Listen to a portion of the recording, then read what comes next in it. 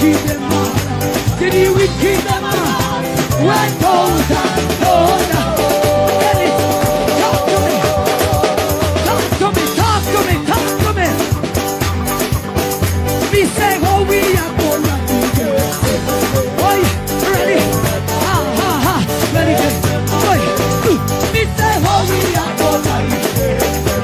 Yes. Oi. Sit down there, sit down there, sit down there, sit down there, sit down there, sit down there, sit down there, sit down there, sit down there. Oi, sit down there. Oi, sit down, sit down there, sit down there, sit down there. Boy, boy, boy, boy, boy, boy. Sit down there, sit down there, sit down there, sit down there, sit down there, sit down there, sit down there. Watch you wicked them, did you wicked them?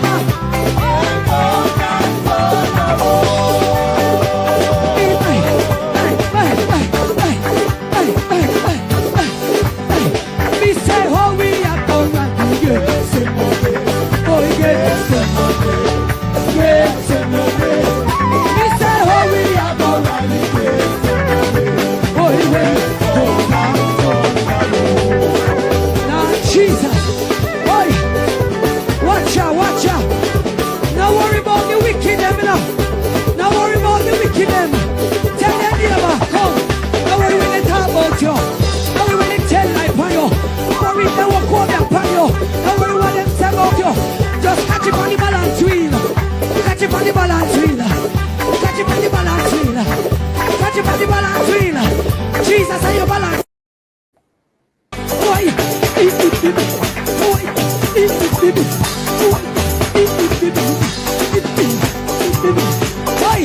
trouble, trouble, trouble, trouble, trouble, trouble, trouble. Watch out, watch out. Watch you wicked them all. Say the wicked them all. And cold and slow now. Hey, hey, hey, hey, hey, hey, hey, hey. Watch you wicked them all. Say the wicked them all. When cold and slow now. Talk to me, talk to me, talk to me, talk to me. Me say how we are gonna do this. Oi, ready? Ha, ha, ha. Ready, oi. Me say how we are gonna do this. Yes. Oi. Sit down there, sit down there, sit down there, sit down there, sit down there, sit down there, sit down there, sit down there, sit down there. Oi, sit down there. Oi, sit down, sit down there, sit down there, sit down there. Boy, boy, boy, boy, boy, boy. Sit down there, sit down there, sit down there, sit down there, sit down there, sit down there, sit down there. Watch you wicked them all. Did you wicked them all?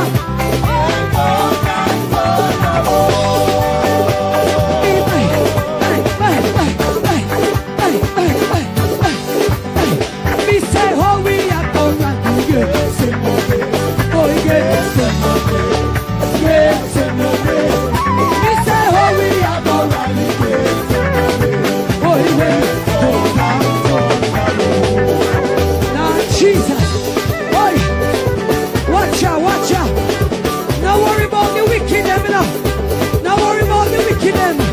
Tell them the other, come. Now worry when they talk about you. Now worry when they tell life on you. Worry they walk over upon you. Now worry what them say about you. Just catch it on the balance wheel. Catch it on the balance wheel. Catch it on the balance wheel. Catch it on the balance wheel. Jesus, are you balance? I know why you come to me with that foolishness, you know. You elect a prime minister, and is a prime minister run the country. It is time we learn to hold our leaders accountable for their actions and stop making excuses for them. Stop making excuses. Otherwise, go elect the people who really run in the country. And I don't want the right start that stupid argument. Hold the people you elect accountable and stop making excuses for them. Hello, welcome. Happy Thursday. Happy Tuesday. Happy Tuesday to everyone. Happy Tuesday to those in television land. Happy Tuesday to our silent supporters. Happy Tuesday to everyone in the chat. Thank you guys so much for tuning in. As usual, really appreciate everyone's continued support. Remember, guys, when you come in, thumbs up the live. Okay, it's on. Share us out if you can. And if you're new to the channel, please show us some support by subscribing. That will be greatly appreciated. Tonight's topic is diversion and blame game with your host, Mystic Sensation, Melting Pot, and Mr. Will Rattigan.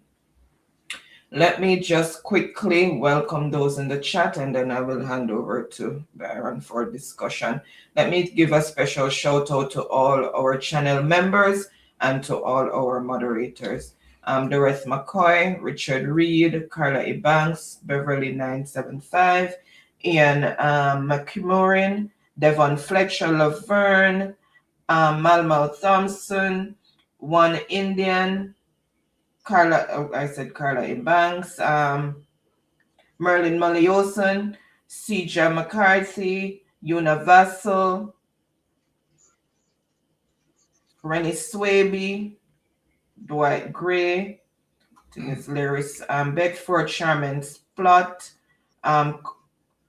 Carlette, Dorcarty, Dan Falk, sorry, Sadalyn Gale, sorry, it's just jumping, trying to control it.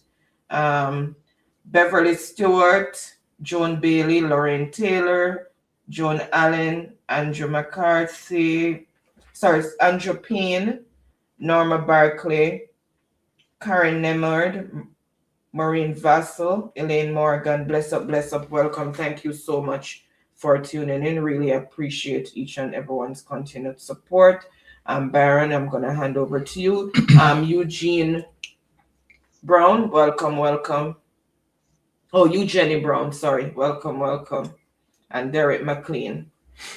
All right. Thank you for that, Lady Mystic. Really appreciate that. And tonight, as it relates to, all the persons tuning in, right? Home and abroad and in the chat, we are saying an umbrella. Welcome to you all. Really appreciate you being here. You are the energy that causes us to always pivot, right? So having said that, of course, we have Brother Melting Pot in studio with us, right? And of course, we have Brother Rattigan in studio with us. Tonight is going to be an interesting night. No two way about that. We have several subject matter to discuss. And of course, right, Rosie, right, is going to be a part of that discussion. So, without any delay, let me just have Brother Melting Pot to meet and greet his people before we get into the business of the day. All right, Brother Melting Pot, come forward. Thank you, Sir Lord Byron. Pleasant greetings and good night to everyone. Yeah, in the chat, in Jamaica, in the United Kingdom, Canada, and the United States, and worldwide. Yeah, man, this is the Mystic Sensation Live, Tuesday edition. I want to big up the host, Sir Lord Byron. Yeah, a man who has done a lot of great work, to have a platform that really relates to the people and a whole. Big up to Lady Anne Marie, Technical Director, and big up to Sir Wilfred Rattigan, another of the panelists. Yeah, and big up to everyone down in a ground zero. All blood and fire comrade, enough love and respect. Big up the 2 Mile Heights, them as usual. Enough love same way. And in general, all blood and fire comrade in a Jamaica, enough love and respect. The community them too large we make mention it, and tonight, we have to go through with a certain degree, of time consumption. So I hand back the floor to the host, Sir Lord Byron. All right, thank you for that, Brother Melting Pot. And on the relay, of course, let us introduce none other than Brother Rattigan. All right, Brother Rattigan, meet and greet your people as usual. Right, no sound, Brother Ratti. Sound me up. Yeah, man, sound. Yeah, You you can good. hear. Yes. Okay, cool. Sir Melting Pot, Lord Byron, Lady Anne Blessings. Marie, big up on Bless up. yourself, big up on yourself, all of you people globally. I echo the words of Melting Pot, my colleague and panel member. Big up on yourself, big up on yourself. It's Tuesday night, so it must be Mystic Sensation. And it's going to be, I just, you know that song there? I have a feeling tonight is, yeah. I just have a feeling that tonight is going to be a spectacular night. Oh, yes. Thank you, sir. All right. Jeffrey's in the chat. Make it, Thank you for that. All right. Yeah, big up Jeffrey Tavares, make it talk, people, right? You understand that Jeffrey's out there doing his work, right? Please endorse accordingly. All right. Having said that, right, we have several issues that we are going to address tonight, including, of course, right, Juliet's letter. Ratigan, is it a love letter to you or what? Talk to me now. You know, it could have said at the very end, it could have said with love. You know? All right. So we are going to break down that letter tonight. And before we venture into that, of course, we have to touch a piece of the electoral debate. And believe you me, people, let me just provide a background. The parliamentary debate, right? Let me just touch a little piece of the background as it relates to, right, the Narra bill that they are dealing with, right? And to me, right, based on what we are seeing, I think personally for me, right, if that bill required 2/3 majority, that bill dead on arrival. Let me say that. That bill is going to die on arrival. And we are going to have you listen to Peter Bunting, because when you, and this, you know what? This Narra bill, as it relates to how it was structured, it tells you everything about Andrew Holness, and it also tells you everything about Jamaica Labour Party. That when it comes to checks and balance and accountability and transparency, right, this bill will tell you, right, and define the Jamaica Labour Party, right, that they have no essence, right, for checks and balance. They disregard checks and balance. And this bill, to me, totally clothed in itself of corruption, right? But I'm glad that Peter Bunting drape it up and call it for what it is. And Peter Bunting did not mince his words.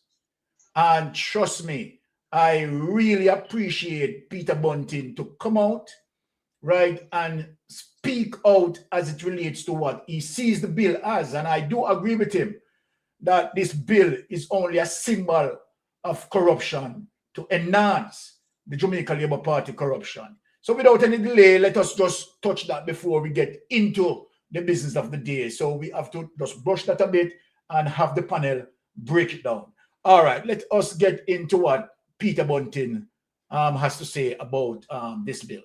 Alicia is asking what majority is needed for it to be passed. Okay, if this is one of the bills that need 2/3, it would require 2/3 majority to be passed, right? And we are going to get into that. And so then there's no way, if it doesn't appease the People's National Party, it is not going to pass. It is going to die on arrival. That is what is going to happen. Let us listen.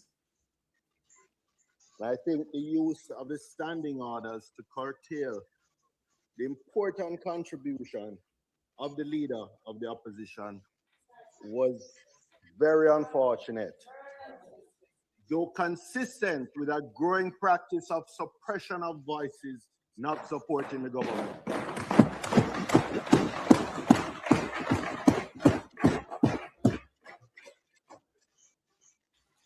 Members of Parliament were not elected to come here to serve the standing orders.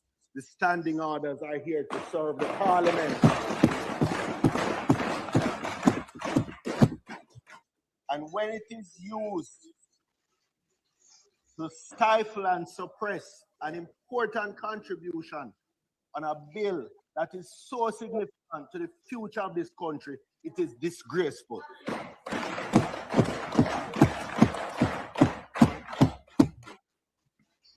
Mr. Speaker, we can begin by acknowledging the scale of the crisis.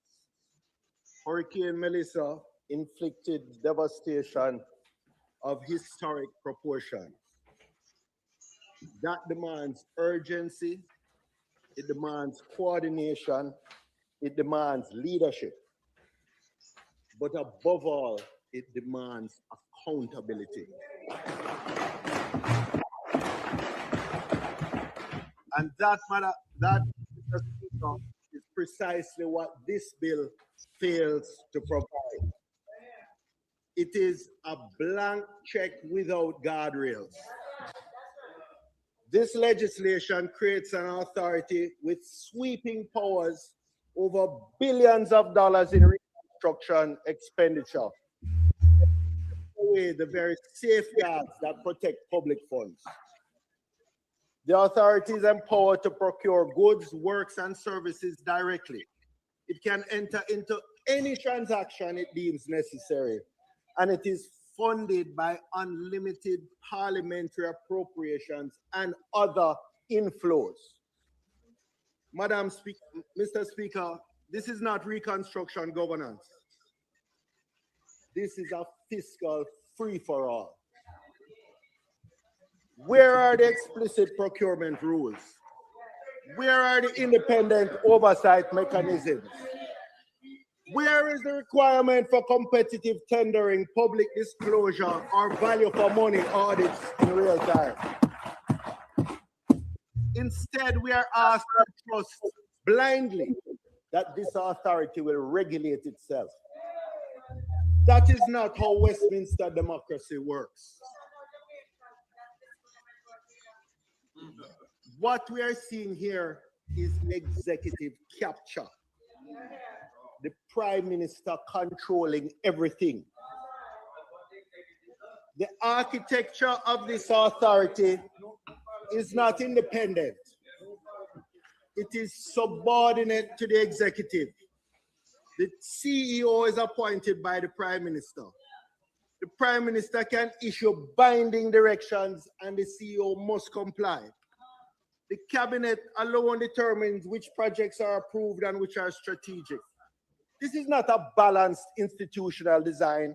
This is centralized executive control over project selection, procurement, and execution. In any serious Westminster parliamentary democracy, such executive concentration of power would be offset by a statutorily independent board, by parliamentary committee pre-approval of major projects, by mandatory publication of decisions and contracts. None of that is here. None of that.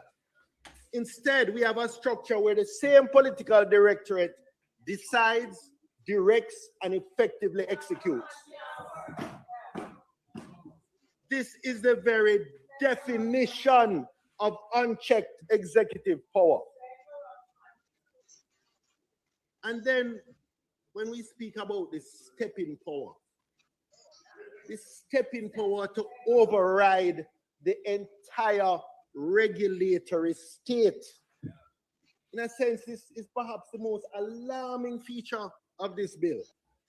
Under sections 21 to 24, the authority can issue directives to regulatory bodies, force timelines, and ultimately ask the minister to override those bodies directly.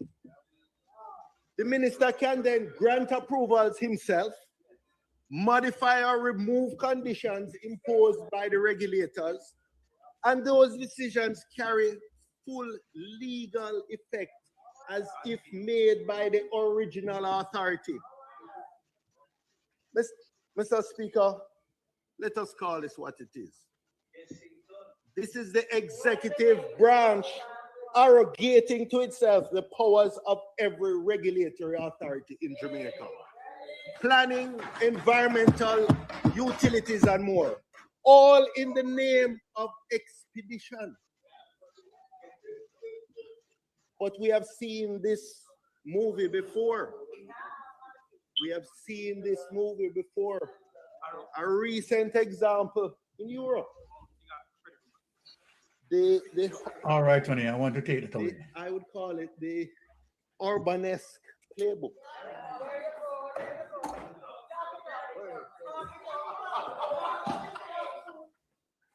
All right, people, we are going to stop share that for a while because I think we have fully understood in terms of what was communicated, right, as it relates to Peter Bunting. But Jamaica, let us look on Narra as it relates to when it was originally structured and the way how Andrew Holness now flip-flop on Narra. Remember that the first time that we have heard about Narra, that Narra was going to provide oversight as it relates to Hurricane Melissa in terms of an independent entity, right, to provide oversight for all, right, aid being relieved that go into ADPEM. Now we have seen that Andrew Holness came out and spoke that, but obviously what he had done behind curtain. And this is the thing about Andrew Holness, coming out, right, speaking to the public, but behind curtains, doing something else. Now look, I mean, how Narra has changed its original mandate to now this. Narra has now becomes a structural program now to streamline major projects, right, for the government. Now, and how they want to do it, they want to do it without oversight, giving Andrew Holness ultimate power to make any decision without checks and balance, overriding regulatory bodies. Now, Jamaica, this bill, right, as it is, must dead on arrival. We can't have something like this. This is full dictatorship for Andrew Holness to stand alone, right, to override regulatory bodies, right, breaching procurement guidelines, right, and so then he has the free will. What this tells us about Andrew Holness is that Andrew Holness wants to run a monarchical empire. Andrew Holness is the king and Juliet Holness is the queen. So this bill, right, and this goes to show you Jamaica as it relates to what the People's National Party had achieved from 14 to 28. Let us talk about that. Now, just imagine if PNP still maintain 14. They couldn't oppose this Narra bill that Andrew Holness structured, you understand, as a monarchical template. However, bad luck for them, because this bill is going to be sunk like Titanic, right? Not going to reach its destination, right? And we have to kill it from in the House of Representatives. This bill cannot goes to the Senate. Now, I mean, it now show you who Andrew Holness is. It speaks to a dictator in the making. And Andrew Holness continue to be doing this because you know why he continues to do it? There is no checks and balance system that is holding Andrew Holness accountable. Goes back in terms of what I always say, the DPP, the Commissioner of Police, as a result of their silence, as a result of their inaction, Andrew Holness thought more than less that he's emboldened to do all of this. This is a gross disrespect to us Jamaican. And I am happy today that Peter Bunting stand as a strong mountain, right? that cannot go around Peter Bunting. It will not go around the People's National Party. And here we have strong probity, right? And let me say, Peter Bunting, anywhere you are tonight, I want to say kudos to you, 150%, right? You're a giant indeed to call it for what it is, a full-pledged dictator bill, dress up and suit up with the suit of corruption to give Andrew Holness ultimate power, right, to override regulatory bodies that cannot be worked. We say no to you, Andrew Holness. No to you. Now, and having said that, now let me just move right to melting pot as it relates to, the bill, this vicious bill melting pot that put on the table, right? I don't think melting pot that Andrew Holness respect any Jamaican people to put forward a bill like this. You understand? Want to give himself ultimate power to override regulatory bodies. And so then in terms of breaching all procurement and so forth, right, he has the ultimate power, right? It is crazy. What say you on the matter, Brother Melting Pot? Well, Narra is a vehicle where Andrew constructed, yeah, to carry out high caliber, high profile corruption. Yeah, such a vehicle that have a park at Andrew backyard. That can't even come at Parliament, come get no support from the People's National Party. So that drown before it even starts swim. There's no way we can allow Andrew as a corrupted member of Parliament, Prime Minister, yeah, in charge of the country, to carry out one more of his, corruption act. We have to step in at that, man. We have to step in a Narra neck. Because people Narra coming like a big old strainer, You see how strainer have so much hole in it? As so Narra have hole for corruption slide through. Remember Narra will take over the entire Jamaica basically in terms of infrastructure. Anything we've done, it have to go through Narra. Narra becomes the monopoly to build Jamaica. You can't have that, and there is no checks and balance as it relates to Narra either. Yeah, because it's not set up and it's not designed to carry checks and balance. Yeah, it's a dictatorship monopoly style vehicle. Yeah, and we can't have no more Andrew vehicle them run all over Jamaica. Yeah, and I dispel the high level corruption right through the length and breadth of the society. You can imagine some things when we hear in a Narra in the parliamentary debate today. Beggars to believe Andrew is a madman, my Jamaica people. Andrew don't have no sense, He don't have any sense.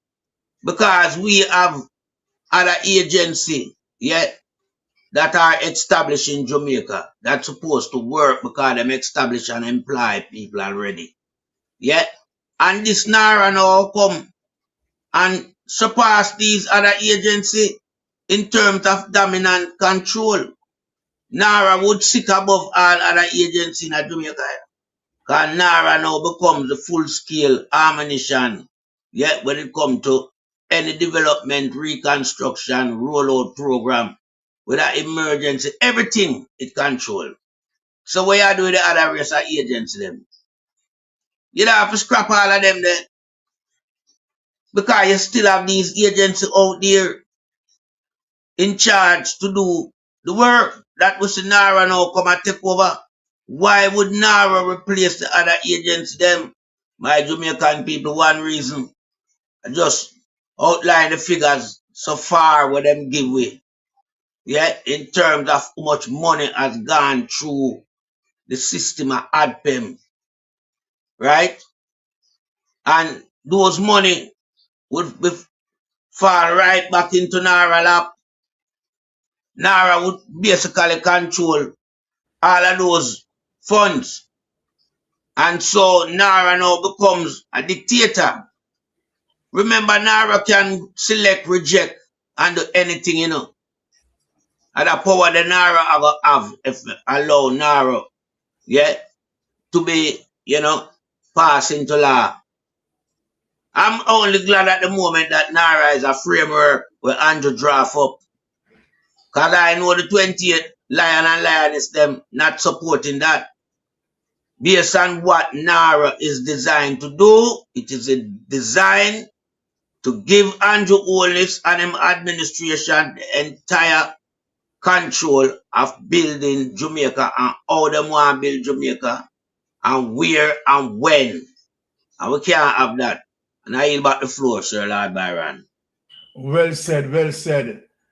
Here it is, Brother Rattigan. We are so happy as it relates to PNP having the 28 members, and that sound as that in itself is a buffer, right, to deal with justice. And so we see that, okay, if 2/3 majority required, right, this bill is going to die on arrival. What say you, Brother Rattigan, where this is concerned? Well, we have to go back and look at some civics and look at what does it take to pass a bill in Parliament. An ordinary bill needs a majority vote. A bill having to do with the Constitution, you need 2/3. And then there is another one where we just went through it the other day, where if you need to change certain aspects of the Constitution, you need a 2/3 vote and you need a referendum. So those are the three types of votes they have. Normal, you have the Constitution, and then you have the other one with the referendum. This bill, Narra, is an ordinary bill. It requires 32 votes. PNP can't stop it. Them have 35 votes. It's an ordinary bill. It has nothing to do with the Constitution. And for that, you need a majority of the votes in Parliament. So we can stand up and we can talk about it and we can explain why it's bad for the country. And we can hammer that home to the people. But at the end of the day, when they come to vote, they have the majority vote in the Senate and they have the majority vote in the Parliament. This bill, as much as we hate it, as much as we don't want, we don't want any part of this, because we know what it means for the people of Jamaica. We know what it means for acts of totalitarianism when everything is just vested in the office of the Prime Minister. As much as we hate it, it is going to pass because it requires only 32 votes and they have 35. And in the Senate, it requires this bill requires a simple majority. All right, Brother Ratty, let me ask you a question, because what you said is so correct. Let me say that, and I do agree with you as it relates to this bill, don't require the 2/3 majority. Now, Marlene Malawu Fort, right? Based on what Marlene Malawu Fort stated, right?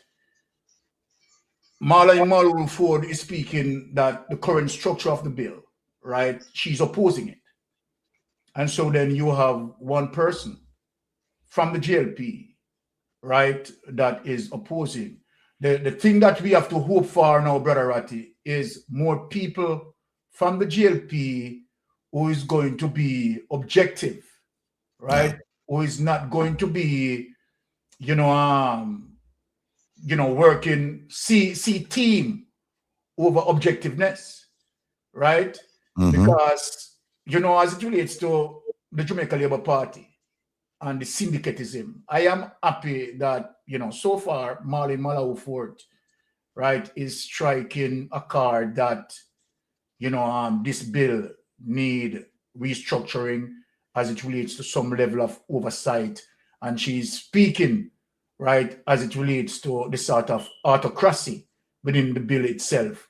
So it is, the argument need to put forward as it relates to challenging it, right, and hope that other Jamaica Labour Party member of Parliament, and as you said, right, if this is a bill that does require majority, mm-hmm. right, even Marlene Malawu Fort, right, if you just have Marlene Malawu Fort, right, go over and support the PNP side, that will not deny the bill from pass. That will also make the bill pass. So that is sort of troubling where that is concerned. Go ahead, Brother Ratty. Sorry to Yeah, you know, again, it's a system, people, because you find in Jamaica, people don't cross the aisle when it comes to voting. At least not often. You don't see it often. They vote as blocks, and it's just sad because I know that there are JLP members who dislike this bill. I know that for a fact. They dislike it, but they're not going to vote their conscience. Stop, Brother Ratty.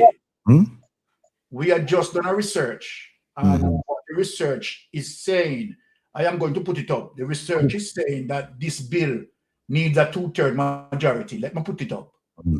It says that there were some constitutional changes, right? And so then this bill needs 2/3 majority. Thank you, God, if that. So let me put it up so that the people can see it. So this bill needs 2/3 majority. So there is no way that this bill is going to pass. This bill is going to die on arrival. Here it is, Brother Ratty. Okay. So this is a good news because a while ago, believe you me, you kicked me in my stomach a while ago. All right. Let me read that and then me read you something. Read that. So this is saying, based on recent Parliament activity, the National Resource Conservation and Management Authority, Narra bill is not in its general form a constitutional amendment requiring a 2/3 majority as a statutory law, an act of Parliament to repeal and replace the Natural Resource Conservation Authority Act. Oh, it's right. It's simple. You agree with me? Yeah, okay, so you're right. You're right. Yeah. You're right. It generally requires a simple majority to pass. Yeah. Okay. Yes. So, Brother Ratty, here it is again. You're right. Where that is, because I did not fully read it out. It was just shown to me, and we just read it up there. But going through this now, you understand you are 100% correct. So there it is, Jamaican people. Stop share this. There it is, right? It is serious. But this goes to show, right, who Andrew Wallace is. Come back into the sphere, Brother Ratty. Yeah. Yeah, it's sad, and I don't remember who made the. No, it's Melting Pot who made the point that this is a redundancy, and as we say, it's unnecessary because you have agencies, departments, and ministries responsible for taking care of this. I mean, it just came out with the Audra Mark. She's now Minister of Efficiency and Digital Transformation, all that, and she said this is part of her portfolio. Then you have ADPEM. That's part of ADPEM's portfolio too. And then you have the various ministries. So I always have to look into, well, why are they doing these things? Why? And as you know, people, based on the observations, the Prime Minister is centralizing power. That's what he's doing. And he's moving all of these agencies and so-called ministries within his portfolio. Why? As if him not have enough to do. As if him don't have enough to do. Him just centralize all of this, and it is a problem.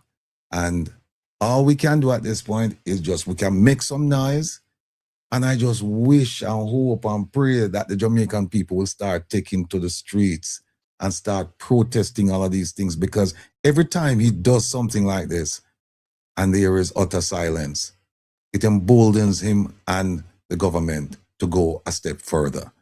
And they're not going to stop. The people will have to stand up for their rights. The people will have to voice their objection.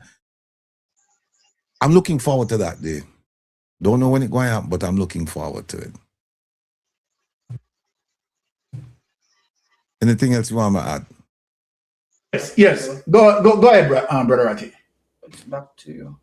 Yeah, I was yielding the floor. Oh, okay. All right. Because I am still reading this thing, Brother Ratty. Right? Yeah. I'm still getting some. It's contradicting. It's sort of contradicting. So I think we need to do some research, because here, right, when we put it up, it seems to be reading something else. And let me just put it from the phone so that people can see that this thing is confusing. This is what it is saying right there on the phone. When we put it up. It's saying it requires 2/3 majority, but when you put it up on the computer, it's saying it does not. All right. So this is saying that it requires 2/3 majority. So we are somewhat confused. Let me read you something. It says the National Reconstruction and Resilience Authority, NARA, Bill 2026, tabled in the Jamaican House of Representatives in April 2026, because it's tabled, requires a simple majority vote, 50% plus one, to pass in the 63-member House, meaning at least 32 votes are needed. The ruling Jamaica Labour Party holds 35 seats compared to 28 for the opposition. And then it goes on to talk about the difference between an ordinary bill and one having to deal with the Constitution. Like if you want to change the Constitution, like when that requires 2/3. 2/3. And then if you want to change it, like get rid of the king, then it's 2/3 plus a referendum. Yes. Okay. Well said. All right. We are not going to spend any time on that. But you know what, Ratty? I think the Jamaican people, right, has to roll out, right? Has to come out, and if this is going to pass, Jamaica need to galvanize, because clearly this is about dictatorship. Clearly giving Andrew Holness ultimatum, right, to overrule, right, all regulatory bodies. We can't have that. We can't have that, right? And this goes to show you that this man, right, he doesn't care about the people. He's just a dictator. He wants, this is the monarchical thing that Andrew Holness is dealing with. Andrew is the king and Juliet is the queen. We are not going to have it. So the people have to take the street if, right, this bill is going to pass. Something serious need to happen. Let I do a little bit more to the conversation. Yes. Now, this bill just requires simple, majority vote. Yeah. Why was it so strongly debated in Parliament today on both sides? Yeah, because the reason is because that's just part of the process that people go and voice their opinion about it. But here's another thing. Let me add something to the argument, the point you just raised. Think about it. You think Andrew Holness is going to come up with something like this and make it 2/3, knowing that him can't get 2/3? You think he might come up with something like this? They might find some way to go around the Constitution so that them just get a simple majority. Because him know if this is a 2/3 vote, I am going to lose. I cannot get 2/3 in the Senate unless one person crosses over, and I can't get 2/3 in the House. So I will do further research on it. But if I were advising him, and I'm not, let me just make that clear. If I were advising him, I said, listen, make sure the way that this bill is written, it don't impinge upon the Constitution, where now people say you need a 2/3 vote. Make sure it's a simple majority. So we just vote like we've been doing for the last 9 years. We just vote and just do what we need to do and just forget about them people. All right. Well said. But this is sad, Brother Ratty. This is really sad. But again, Brother Ratty and Melting Pot would ask why Andrew Holness would want to do this to override regulatory bodies. Right. It's just criminal. It's outright criminal. And it is for Jamaican to see that as it relates to what Andrew Holness is doing, outright criminal. All right. We are going to start class. We just want to address that, right? And we are still going to do some research on that as it relates to the 2/3 majority, because we still need to do some further research to have that verified, right? But so far as it is, right, it just need majority vote, and it got Jamaican people, the Jamaica Labour Party has the majority, right? So you can see where that is heading. But Jamaica, you need to step out on that. Now, Brother Ratty. Yes, sir. We are going to go into the love letter. We have to go into the love letter. We want to touch the love letter. But, before I touch the love letter, right, we are going to get into some things that Rosie last update. Oh, wow. Yes, we are going to touch Rosie last update. One quick thing, Mystic. You see what Larkland said? Well, Yes. that is exactly how you have to deal with the bill. You have to take it to court and say, for one reason, it's unconstitutional, or it's this, or it's that.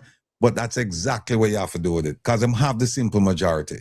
So it a pass, and then where you need to do, you have to object to it in court. But what in Parliament, you have to register an objection. You can't just sit down there and just say, well, them have the majority vote, so we ain't nobody say anything. You have to say something. And put it in Hansard, so that later generations come, them can say, okay, somebody objected to it, and see why them objected to it. Yeah. So, all right. Talk to me about Rosie now. Yes, but this thing is supposed to, this particular bill, Narra bill, right, supposed to tell every single Jamaican, home and abroad, that Andrew Holness, you understand, is really, really have the mind of a criminal. And you know, he's not yes, let us okay, before we patch that in, I could just take this one call here. Yes, caller, Mystic Sensation, go ahead. Let us hear you before we get in. And yeah, good night. Yes, go ahead. Good night, Mystic. I'm listening to Mr. Ratigan, and he's saying that he's not advising the Prime Minister, but I noticed that even though he's saying that, he is still giving the Prime Minister advice. I can't understand how we would want to be enabling this kind of behavior. And to me, that's exactly what Mr. Ratigan was doing, saying that, oh, I'm not giving him advice, but you're still doing the same thing that you're saying you're not doing. Brother Ratti. I mean, let me go ahead, finish. Okay, all right, let me have you finish. We have to stop enabling the Prime Minister, even though we know we might not be able to stop certain things. But what Mr. Ratigan did today, and it's not just today, I've heard him say already on his program, he's not giving advice, but yesterday he gave the advice. What are we doing? If we want to see a better Jamaica, why are we strengthening this kind of behavior? All right, let me have Brother Ratti just respond to you, because fair enough, he has to respond in terms of what you said. So do you want to just sit back and just have him respond to you? Yes, I will. Okay, all right. Thank you so much. Thank you for calling. All right, no disrespect, but I love these callers, because caller, what you don't understand is something called critical thinking. What you don't understand is the idea of being able to argue both positions of an issue. I am able to do that. I don't know if you're able to understand what I'm doing. Here's why.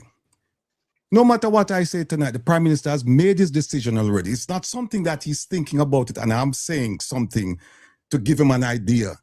The bill is tabled already. It's in Parliament. They have the majority. There's nothing we can do to stop them voting. If they decide as a block, and now we hear that there's a crack in that block, that one person has come out and said, well, I'm not interested in the bill the way it is drafted. Didn't say, I'm not voting for the bill. Just say, I have some objections with it. For me now to say, look, I'm not advising the Prime Minister, but here's the thing.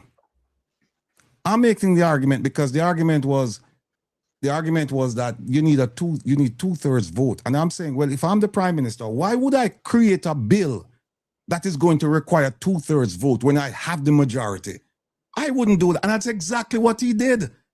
And Carly, you must distinguish between pre and post. It's tabled already. I am not giving him advice to say, Mr. Prime Minister, here's what you do next week. When you table the bill, when you're going to do the bill, construct it in such a way that you can do this and you can do that. You think that the Prime Minister sit down there and him have a bunch of dummies around him, advise him? They only act like dummies when they want to act like dummies and trick you. But they're not dummies. They're very familiar with the rules of Parliament. And they know that, listen, don't go anywhere near the Constitution, because if you do so, you're going to require 2/3 vote. What I suggest you do, ma'am, is simply this. Come to class, because obviously you're not learning. Come to class on a Saturday and come with an open mind and listen keenly to what I'm saying and look at the context. Because if you realize what I said tonight, you wouldn't have made that unfortunate comment that I am giving the Prime Minister advice. How could I give the Prime Minister advice and the Prime Minister has done what he needs to do already?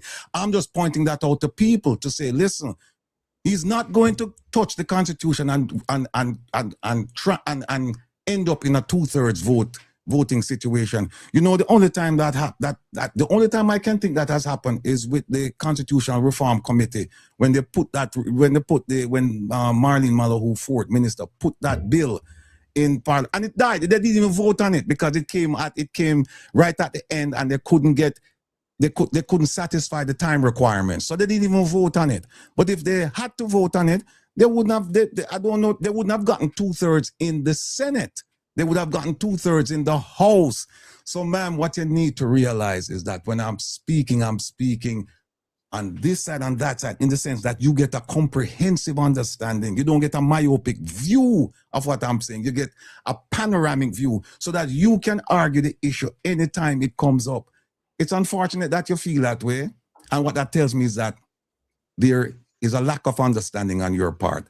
And the only thing I can tell you is that you're not a good student. You need to come to class on Saturday and come early and come with lots of pens and paper and listen and take notes and ask questions. Don't make comments like that. You need to ask questions. You need to say, Mr. Rattigan, what do you mean by that? But don't come out and make this because you don't know what's in my head. So you have to ask me, and then when I explain to you why it's done, then you can challenge me.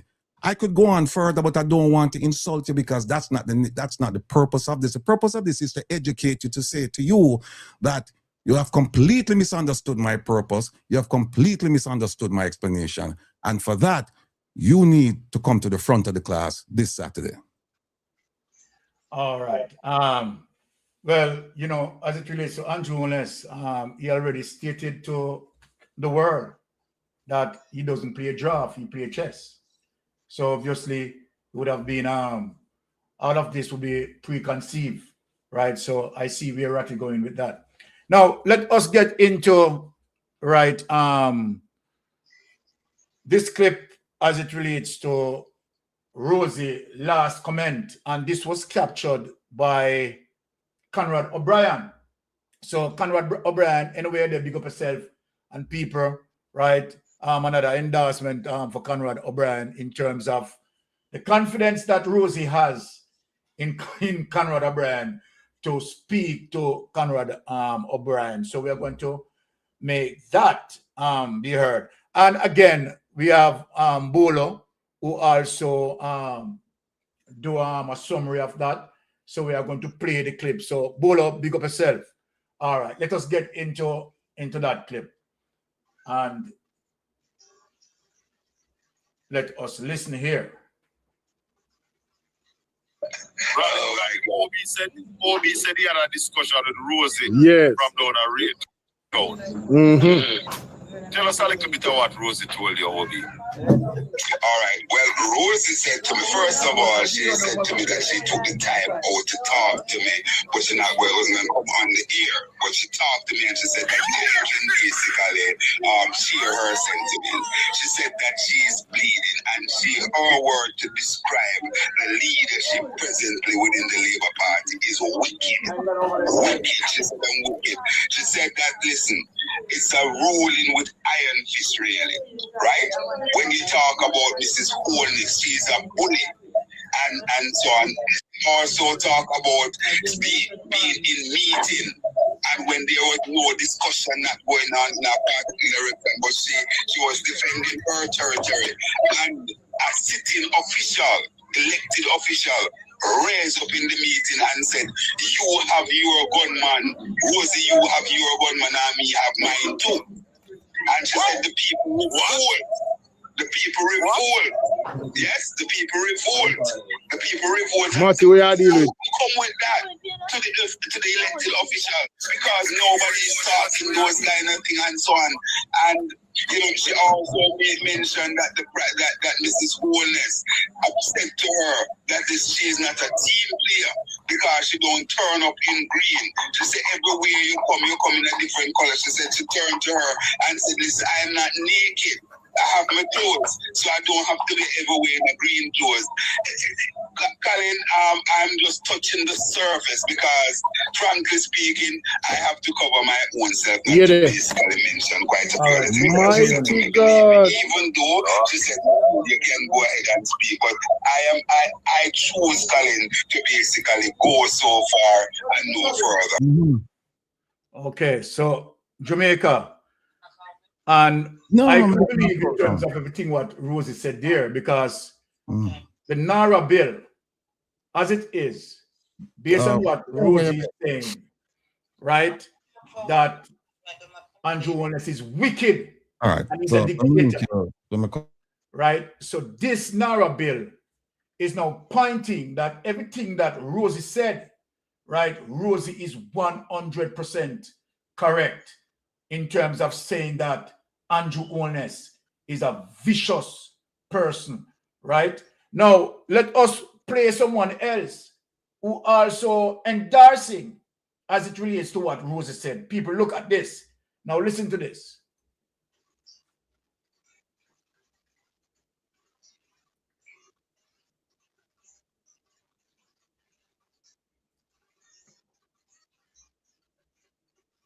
For what it's worth, let me openly declare my honesty.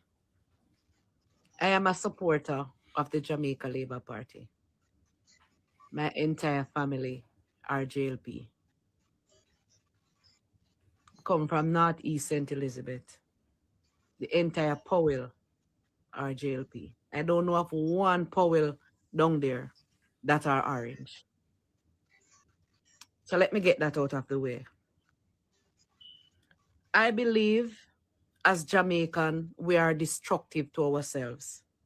And we allow Andrew to dictate the country, to dictate the party, and to take it for his family business. I am not sure if there's another country in the world that husband and wife are running the government. I am not sure.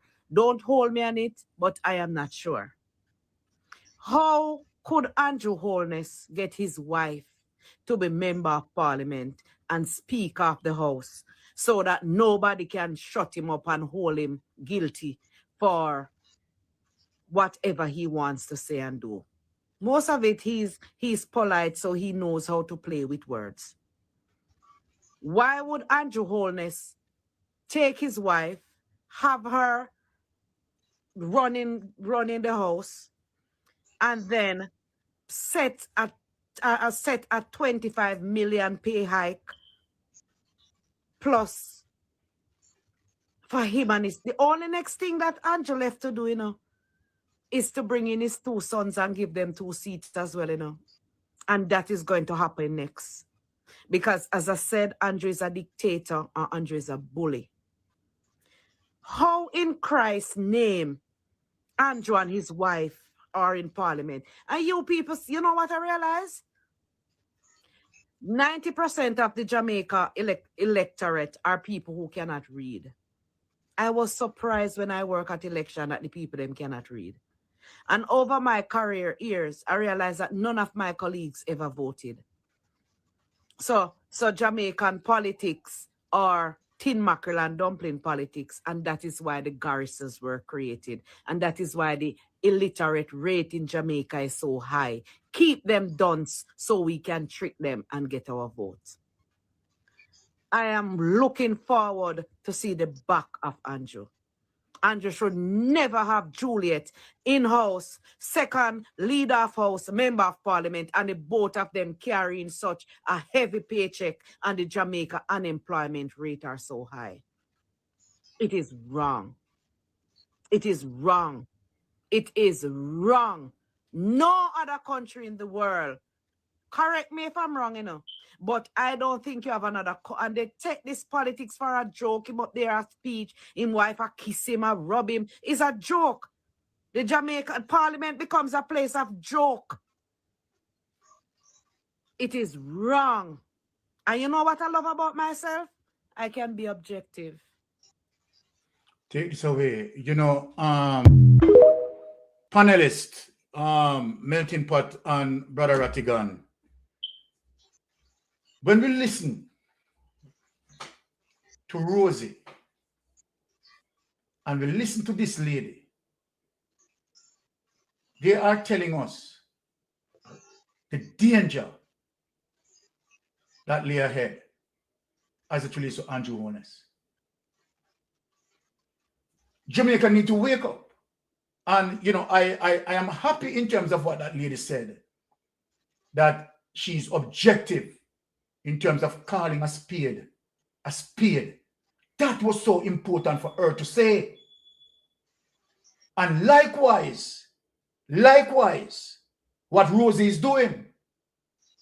And, you know, it has to come to some realization as it relates to us Jamaican, realizing that what Andrew Holness is doing to the country is crippling the country. Andrew Holness talk about, you know, from poverty to prosperity. But let me say this, Brother Ratty and Melting Pot. When Portia Simpson hand over the economy to Andrew Holness, Portia Simpson hand over a prosperous economy. So Andrew Holness has turned it around. It is not from poverty to prosperity. It is from prosperity, Brother Ratty, to poverty. This is serious in terms of what we are looking at. And when you have two stalwart GLP person coming out, it can't get any worse than this as it relates to what these ladies are saying. And I hope tonight that other people who are listening can look into themselves and try to save this country from Andrew Holness. Be objective. Be objective. What say you on the matter, Brother Ratty? Serious time ahead. Yeah. But common sense is not so common at all. It's not so common because we sometimes we get so deep into partisan politics that when we're supposed to look at something and say, and like I said it last night on Marvin's show, I said, listen, I have no problems with people being a PNP supporter or a JLP supporter, but be an intelligent supporter. Be an intelligent supporter. When your party do wrong, admit it. Admit it. You know, it's okay to say, listen, I support this party, but I disagree with this action that it has taken. I support with the basic principles, but I disagree with that. And that is what that is what is rare in Jamaica, that somebody can say, you know what? Andrew Holness, what he's done to the country of Jamaica is not what he promised. He promised prosperity, and we're facing severe poverty. They won't come out and say it. But you know what? They know it. They feel it. They think it. They live it. But they just won't come out and say it.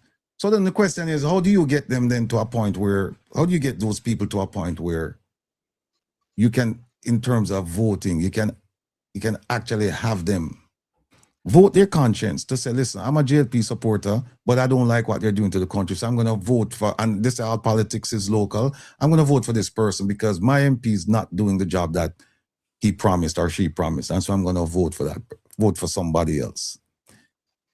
It's hard for some people in Jamaica, you know, mystic. That's almost criminal, you know. Yes, for them to say, I am a JLP, but what the JLP is doing is detestable, and I cannot support them on this point. It's fine. You can still support the party, the basic tenets of the party. You can say, I support the party, but you can also say what they're doing is wrong. And what that lady said rings true when she said, look, you have to be objective about these things. You can't just, the party thing so much so that when the party do wrong, you can't see it. And that is the major problem we have in Jamaica when it comes to politics, is that we're not fluid in our thinking to say, okay, yes, I support the basic precepts, the tenets of the party, But what the party is doing is wrong. The party is going in the wrong direction. I won't switch allegiance, but I'll switch my vote. That's fine. That's fine. But it's almost like they will commit a crime if them do that. And so I agree with, especially the last lady. I completely agree with her. I completely agree with her. Kudos to her. Big up yourself, mama. All right. Well said, Brother Ratty. Melting Pot, your take on the matter, Melting Pot. Well, when you highlight what Rosie is saying and what this lady is saying, it shows you that there are cracks appearing inside of the Jamaica Labour Party. And, you know, the crack will continue to appear and get wider and wider until it becomes a disintegrated party. And that's when we'll have, you know, option. Because Jamaica people are getting wiser as the day goes by, you know. And when I say wiser, in terms of how they digest the political conversation that we are having on social media.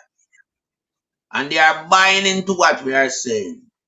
But, you know, it is just emerging. And it's simply because a lot of labor rights has, you know, make up their mind already, you know, based on the subject matter what we discuss on these platforms. But it takes them a little time to speak out openly and to express their own views in regards to the Jamaica Labour Party. But gradually, we are seeing it appearing more and more in clips and TikTok and wherever they post them. Because for sure, the Jamaica Labour Party is a dictatorship party and its leader rule with an iron fist. Rosie said, we have said long time. All right? This lady now endorse it because she know fully well that things is not looking good on the Jamaica Labour Party as it relates to the leader, the Prime Minister, and his wife basically around the country. We've been saying that already. But it's good to know that someone from the Jamaica Labour Party also have that same recognition like we do and, you know, have that same outlook as to why the Prime Minister, for the country would have him wife in Parliament as the Speaker of the House.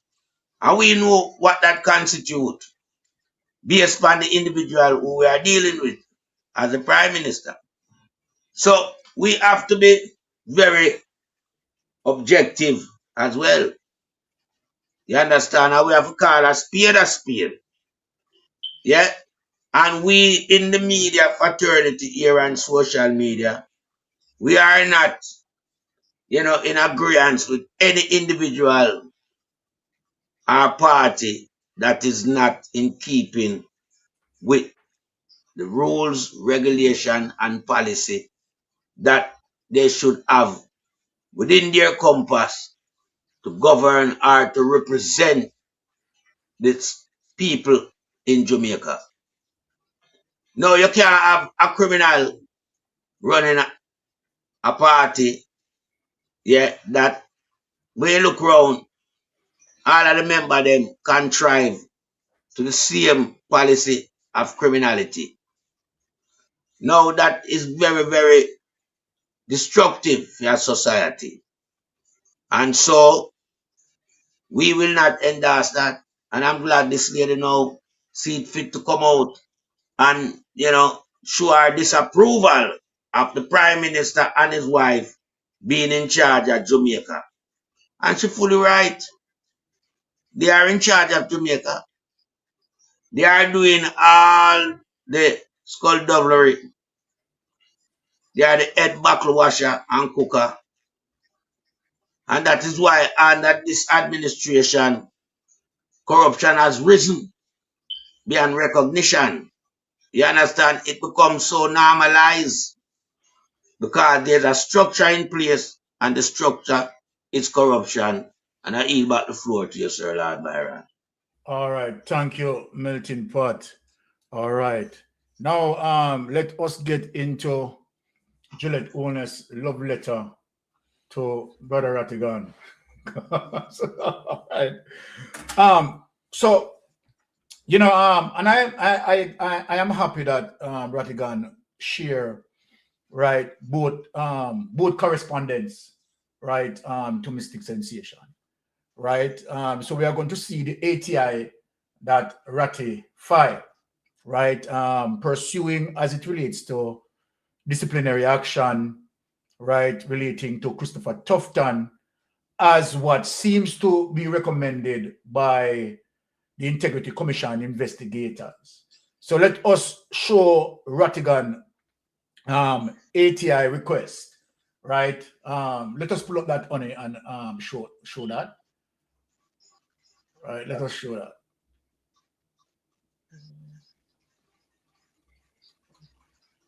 Yeah. So let us just get into Rattigan ATI request where that is concerned. Okay. All right. So as it relates to Rattigan ATI, it says, Dear Madam Speaker, reference is made to the Integrity Commission investigation regarding procurement irregularities and conflict of interest with respect to contracts executed between Market Me Consulting and the Ministry of Health and Wellness. Said investigation commenced in August 2020 and the report was tabled in Parliament in July 2025.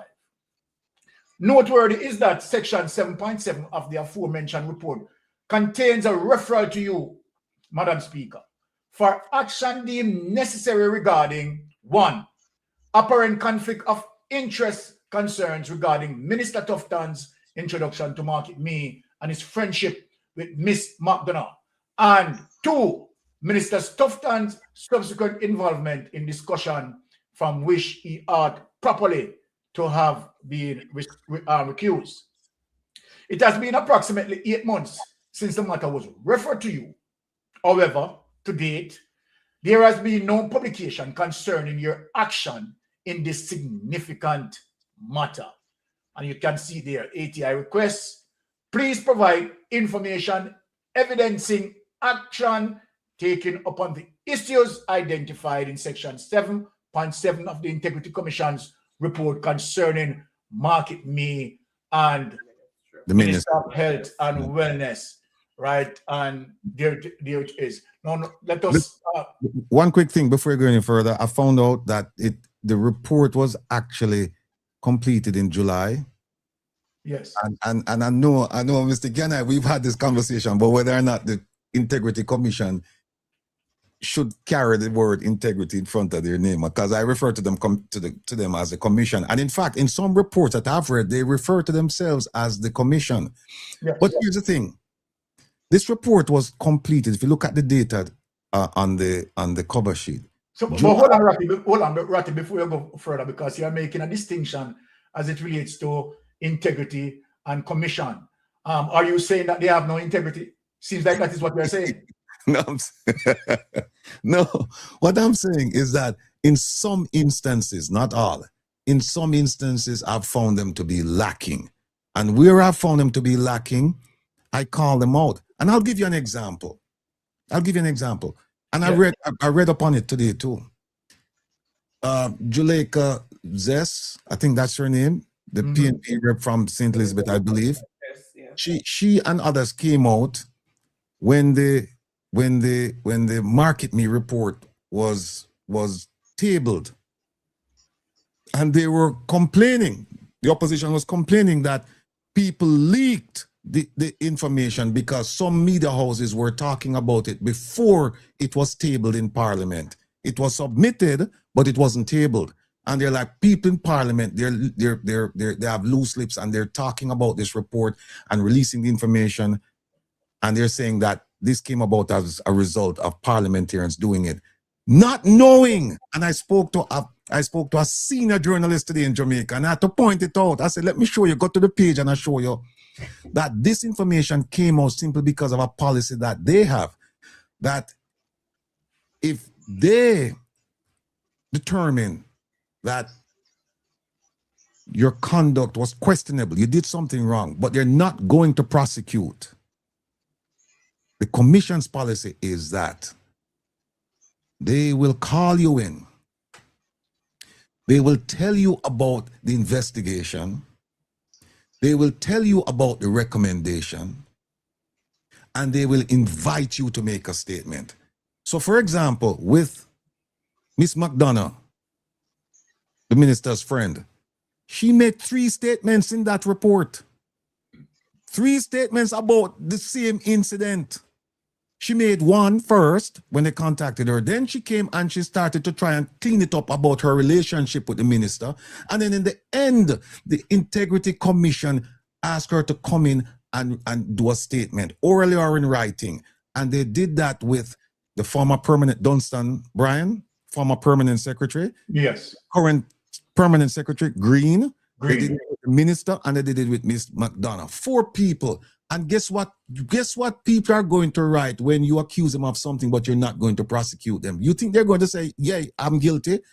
Every single statement said, in Integrity Commission, you have it wrong. And that's how the information got out in the public. Because they interviewed 4 people. In fact, you know what Dunstan, and I read it tonight before I came on the program. You know what Dunstan said? He said, I would like to thank the Integrity Commission for discussing the investigation and the recommendations with me before releasing it to the public and the parliament. Before. And then they wonder, how the hell did this investigation, how did it get out into the public? Because you talk to the people and before you release it. And of course you talk to 4 people, they won't talk to people. So they was getting back to the point I was making. I in the letter I said to the speaker. Hold on, Rocky. Before you go further, is that a breach of Section 53, subsection 3? Mystic, you and I we know this thing at the back of we on. Yes. And it would appear to be, yes, it would appear to be, because it says that you cannot talk about the investigation until after it is tabled. No, granted, we can. The law was poorly drafted, by the way, because it says, where it says, you know, if you go back and look at it, it says that the investigation, DI, it talk about, Director of Investigation, and that say, if the investigation is ongoing, you can't talk about it, which leads one to think that, okay, so when the investigation is completed, can you talk about it between the time of completion and the time of submission? And based on my reading of it, yes, but people haven't done it. They've said, no, we can't talk about it. So then the question then is, if you can't talk about it, Integrity Commission, then why would you talk about it to these people that under investigation or that you had under investigation? Why would you talk to them about the investigation? You know what happened? The journalist, and you know what, the journalist that I spoke to today, I had to take her to the page number and say, read that. And she said, oh my God. And I said, yes, it's them tell the people them, and the people them go out and spread the news. It's not nobody in a parliament come out and talk. Them tell the people before. Oh, and by the way, you know what happened? The report was completed in July. If you look on the cover, July 2025, you know when it was submitted for tabling? We found that, we go back and we dig tonight. You know when it was submitted, Mystic? That's why I tell us that them people, them not deserve the term integrity. Them do it after the damn election. Election was September 3rd, them release it in October. So, Brother Ratty, you are saying that I am saying they don't have any integrity. I am saying it. Yeah. Okay. You finish All the right. report. You finish the report in July and you have it. It says July upon it, you know. Yes. July 2025. And then you submit it after the election. Why didn't you submit it in August? Why? Why you wait till after the election you submit it? And you put July upon the front of it? No. But that's what I wanted to say, that in the letter to the speaker, I said that it was tabled in July. It wasn't tabled in July. I stand corrected. It was completed in July, but it was tabled in October of 2025. All right. Okay. Thanks for the correction. Let us now go to hold on, before we move on. Hold on. Melvin Pot, do you have anything to say here before we go to the next letter, or you want me to proceed? I just want to say that, you know, there's too much slack going on in Jamaica where, you know, taxpayers have been shortchanged. Yeah. Because if what Sir Wilfred Rattigan just said a while ago, is 100% correct, then it just shows you that there are loopholes that people are using to navigate themselves around the corruption. Yeah, and even the agencies that are charged with the responsibility, of bringing these matters, to the justice system, they seem to be, fabricating things as well behind the scene. Because if they know what are the requirements and them breach requirements, then who are they working on behalf? They're not serving the public at large. So we have to take a good look at some of these institutions. Regardless of what they are pursuing, we have to look how they go about pursuing whoever they are after. And what are the communication between both parties? And where and when they speak. And back the floor to you, Sir Lord Byron. Yes. One quick thing before we move on, because we don't do things without our receipts. Yes. Lady Anne-Marie, please, can you just put up this for me? I just want to show the people them something, please. Okay. People, look at this. This is Integrity Commission report. You see that? It says conflict of interest, market me. Look at the date on it. July 2025. It wasn't submitted to Parliament until October. The election was September. This came after the election. Now let me show you something. Look down there, son. I'll show you something. Look here. Go.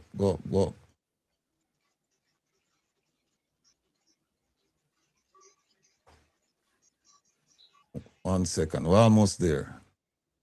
All right. Look here. Look on that, what that says. It says, as part of the Commission's policy, not the law, policy, to share the findings and recommendations of the Director of Investigation with persons in respect of whom adverse findings are made during the course of an investigation, save for matters referred to the Director of Corruption Prosecution. What they're saying, part of our policy, if we find adverse findings, but we're not going to prosecute you, then here's what we're going to do. It says the DI invited the following persons to a meeting with whom the findings and recommendations made herein were shared. Them tell them about the report. Remember, this is July now. This is July. This is way before. So them interview them before July. Look who them interview. Honorable Christopher Tufton, Dunstan Bryan, Errol Green, and Miss Lindsay McDonough. And now, look what it says. The aforementioned individuals were given an opportunity to respond to the DI's findings orally and or in writing. And it says the written responses received are appended to this report. The written responses are attached to this report. Look here now, Mystic. Look here. The first one at Dunstan Bryan. See that? Let me show you something. Let me just go straight to the bottom part so you can see how him write it. See that? Dunstan Bryan. Right? Look where Dunstan Bryan write. Look where in green. Firstly, let me thank the IC for the opportunity to share in the findings of the report before they are submitted to Parliament and made public. Done. I found them. Well, Ratty, that's a substantial evidence. I can't say anything else. Right? It is there. Done. Let me move it. It is there. So, what can I say? I can't say anything. Don't Lady Anne-Marie. Thank you very much. I can't say anything with that is concerned. Obviously, right, it is there in black and white. All right. Now let us go to Juliet Owner's letter, right? Because that is what we want to break down. And I am happy that Brother Rattigan, right, is here. Right. See if you can okay, all right. So let me just, the response as it relates to the date April 14, 2026, Mr. Will Rattigan, Attorney at Law, FBI Supervisor, Special Agent, right? Now, let us get into the response here. Dear Mr. Rattigan, reclarification in response to purported ATI request, Integrity Commission report dated July 21st, 2025. Market Me Consulting Limited. So hold on there. Juliet Wellness, do I have this brother Ratigan as a ATI? Okay. So let me read on. I write in response to your email of March 30, 2026, requesting information in relation to the caption matter, stated to be made under the Access of Information Act. At the outset, it is noted that your request does not fall within the scope of an access to information request, as contemplated by the Access of Information Act, in that it does not seek access to a specific official document, but instead request an explanation or account of actions allegedly taken. Now, notwithstanding this, and in the interest of clarity, the following response is provided. Mystic, let me stop you right there. You see the paragraph where you said the second paragraph at the outset, it is noted that your request does not fall within the scope. Let me tell the people this. I have dozens of letters from ministries, agencies, and departments with that first paragraph in essence. And you know what happened after that? There's not more. There's not more, because them say we don't have any more. We don't have any official documents to respond to your request, and that's the end of that. And usually after write, the man said no. Under Section 8, it says that. I think it's Section 8. If you don't have any information about what I'm asking, it is your job to find out who has that information and forward my request to them and notify me. But them take themselves out by saying we don't have any documents. And you see when she put specific official document, it doesn't have to be specific. She's telling me that you must ask for a specific document. That is not what the ATI says. So we just do want to correct that. But normally, the conversation or the letter would end right there. So when the speaker went on beyond that, I said, something is here. Go ahead, sir. Okay, so let us see the sort of political strategy that she applied through this letter. Now, your request proceeds on an inaccurate premise as to both the content of the report and the role of the Honorable Speaker. Section 7.7 of the Report of Investigation concerning allegations of procurement irregularities and conflict of interest in the award of contracts to Market Me Consulting Limited by the Ministry of Health and Wellness, dated July 21st, 2025, does not impose any obligation on the Speaker to investigate, determine, or otherwise act upon the matters referenced therein. It merely records a recommendation by the Director of Investigation that the matter be referred to the Honorable Speaker of the House of Representatives. Now, upon receipt of the report, the Speaker acted strictly in accordance with the Constitution and the standing orders by ensuring that the report was formally laid before the House. The report was duly tabled in the House of Representatives on October 7, 2025, thereby placing the matter before the Parliament for its consideration. This constitutes the appropriate and complete procedural response available to the Speaker.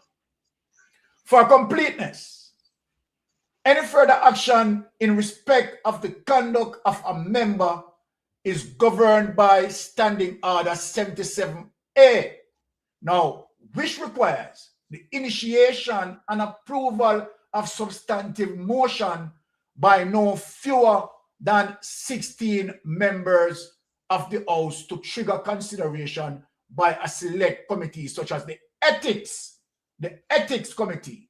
The Speaker has no authority to unilaterally initiate, influence, or determine such a process. All right, let me say something here, sir, Ratty, as it relates to, right, any member.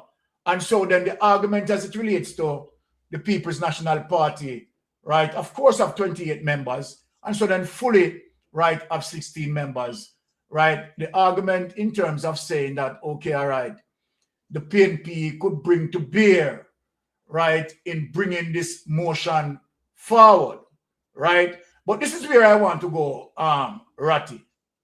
Now, the ethics committee is the committee that deals with, right, any misconduct, right, of parliamentarian, right? And so then, even if you have the People's National Party, 16 members, right, put forward a motion, right, that process has to go through the ethics committee. And guess what, in terms of what I am seeing, Brother Ratty, the People's National Party doesn't share the ethics committee.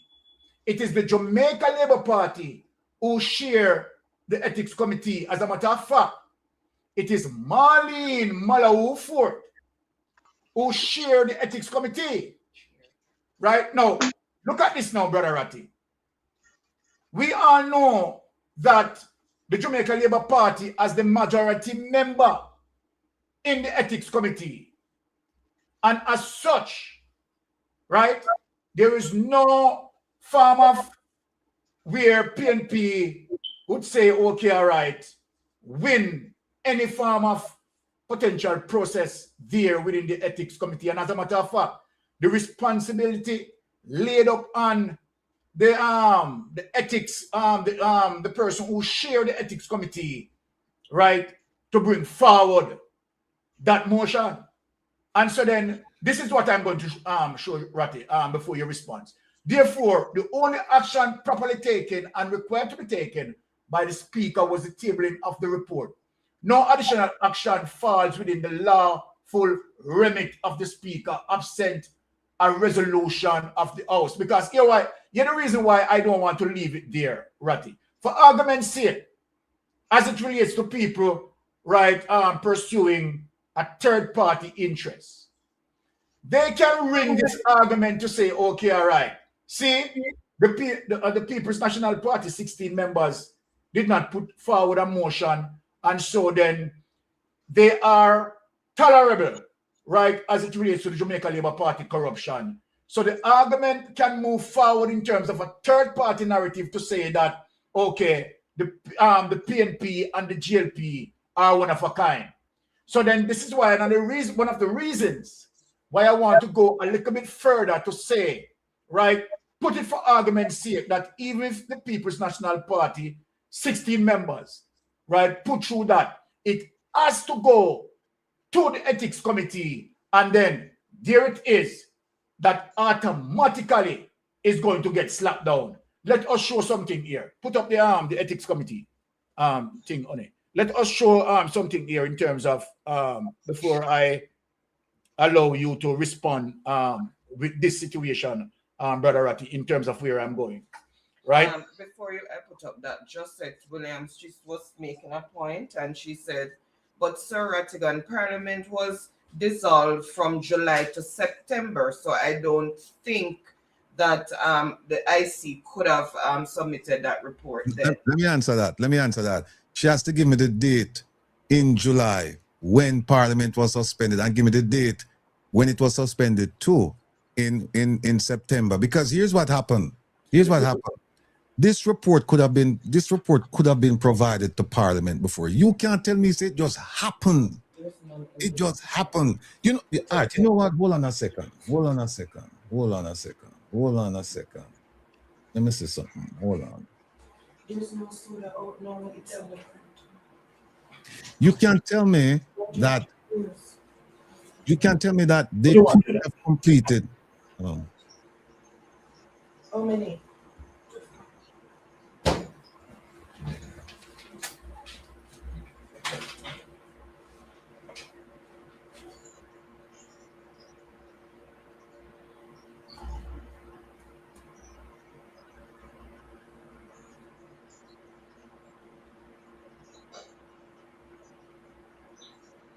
All right. Yeah, I was saying that you can't tell me, right? That yes. It so happens. It's just convenient that this report finished right as Parliament go on a recess, and then it come back after the election when all of this take place.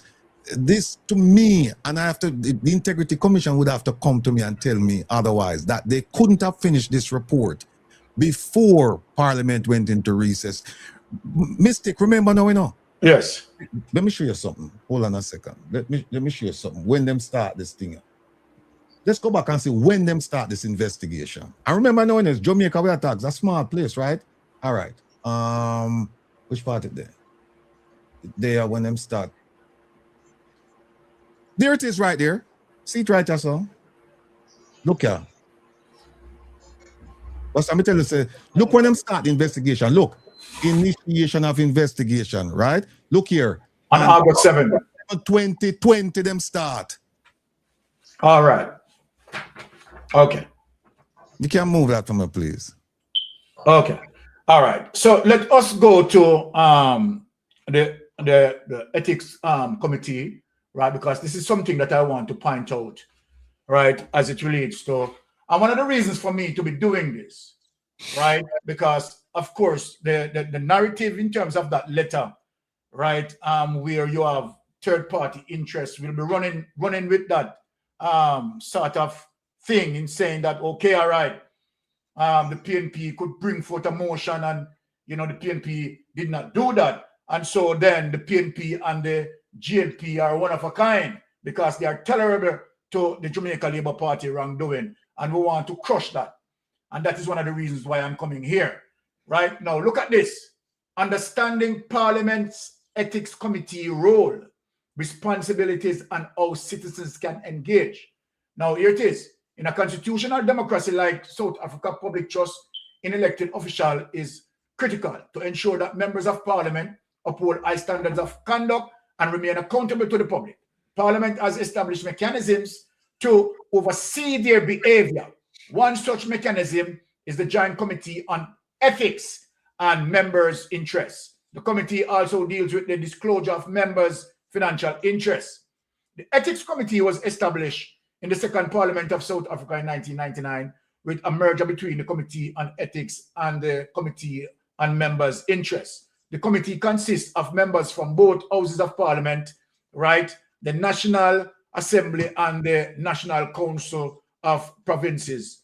What is the Ethics Committee? The Joint Committee on Ethics and Members' Interests is a parliamentary body established to monitor, investigate, and enforce ethical conduct amongst MPs.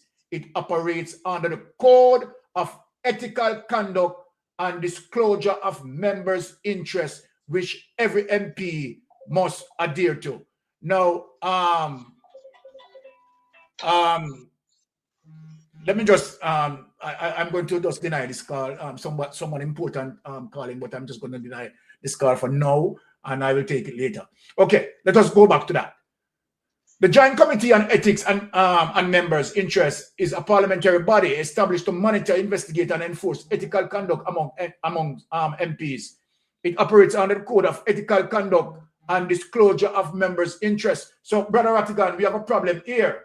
As it says, right, operate under the Code of Ethical Conduct, and although this speaks to Africa, we are going to go to Jamaica, right, because this is speaks as it relates to Africa settings, but it speaks broadly, right, and that is one of the reasons why we use it. It is the same stance in Jamaica. Now let us take that away and show something as it relates to Jamaica. Go to specific Jamaica. So I go to the broad outlook, right? Let us come to Jamaica, and it is important, right, in terms of crushing that sort of narrative. Let us look into this. Right. Let us look into this. Now here it is. This is Jamaica. Committee chaired by Marlene Malawi Fort is actively reviewing matters relating to parliamentary conduct, particularly involving MP Dennis Garden and the Jack Them Group controversy. Other identified members involved in these 2026 proceedings, including Juliet Cuthbert Flynn and Franklin Witter. Key 2026 Ethics Committee information. Chairperson Marlene Malawi Fort, right? Members involved in April 2026 hearing, right? Now, the key focus, the committee has been actively investigating and summoning St. Andrew East Central Member of Parliament Dennis Gordon to clarify statement regarding misuse of tax exemption at the University of Austral West Indies. Goes back to say that this committee, right, deals with, right, to correct the conduct of parliamentarian. Take it. All right, take it away. Now, so we are going to get into some serious situation here.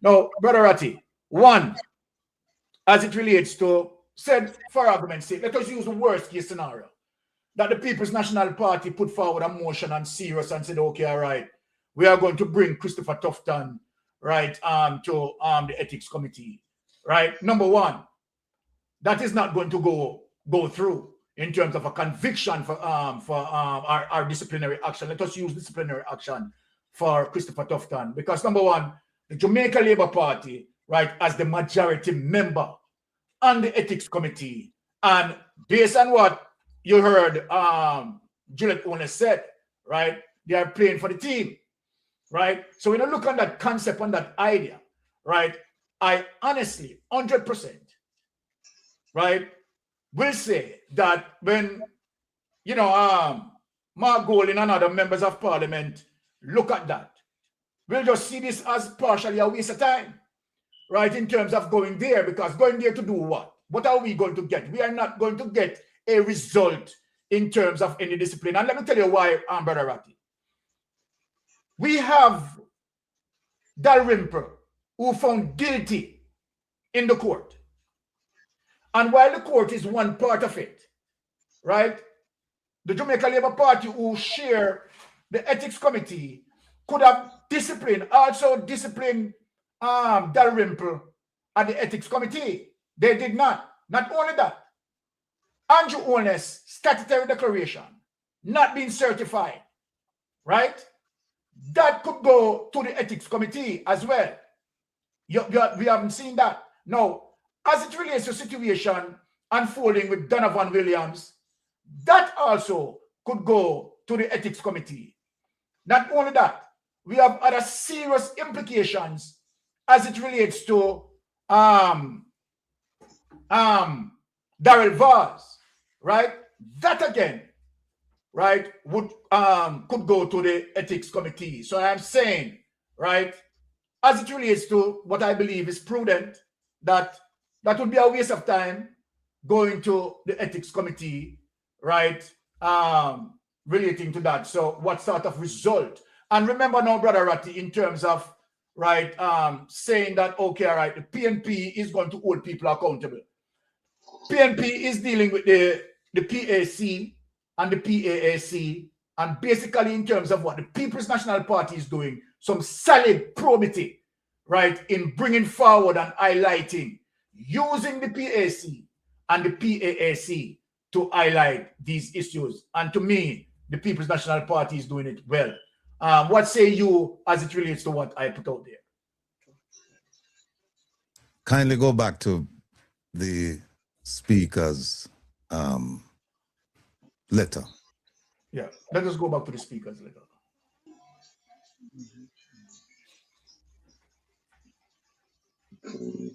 And go to page 2. I think it's the last paragraph, second to last paragraph. 1 second. Let me bring it back.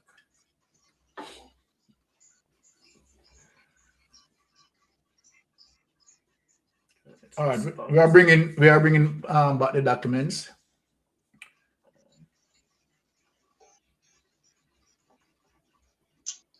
So that's page 2. Yes, please. All right, stop. Make the second to last paragraph. Therefore. Okay, all right. Oops. Oh, it's going to be too big. Okay, let us just reduce that for a while. Okay. All right there. Stop right there. All right. It says, because what she did was, as I said to you, she could have stopped at the second paragraph and said, look, I don't have any documents to address your inquiry. End of story. Yes. She didn't do that. She went beyond that. And she went beyond that twice. This is the last time where she said, for completeness, right? She said, for completeness, any further action in respect of the conduct of a member is governed by Standing Order 77A, which is true, which requires the initiation and approval of a substantive motion by no fewer than 16 members of the House to trigger consideration by a select community. Not by the select community, by a. Stop right there. How many select committees do we have? We have at least a dozen, including the ethics, including the ethics committee. And she said, consideration by a. That's an indefinite article. She never said the select community. And then she go on to say, such as the ethics committee, meaning a whole bunch of committees you could have got to, including the ethics committee. All right, question right then and there, Ratty. Of all those committee mentioned, wouldn't that the numbers still exist that the Jamaica Labour Party would have majority members on all of those committees? All right, let's talk about that. The argument is that, okay, the Jamaica Labour Party controls the majority of the votes in these parties, and so they wouldn't, it would be a waste of time, waste of taxpayers' money to bring this to the committee, because in the end, they wouldn't vote to discipline these people. One is, we're assuming that. We don't know that to be true. We believe, we assume that it is going to happen simply because they have the majority. And here's why. My focus is not so much on the disciplinary part, is the exposure. My part of it is to say to the public, listen, here is what we have. Because you know why? If you look at the Integrity Commission's report and the statements made by Minister Tufton when he was interviewed, and the statement made after they gave him a chance to write a statement, think about what the opposition could do now when they sit down with him, because he never want to answer the Integrity Commission, And if you look at this, he was very evasive. So now when you sit him down, and keep in mind, think about this. I specifically asked the speaker about Minister Tufton. The minister specifically said, Mr. Rattigan, if you want to deal with Christopher, in essence, that's what she's saying, if you want to deal with Christopher Tufton, get 16 members of parliament for trigger an investigation into him. Now, you can read that several ways. You can read that maybe that's one way them want to get rid of him, and so them just send it to me for me now, just highlight it, and then, the opposition will say, okay, fine, we'll just do it. But here's the thing.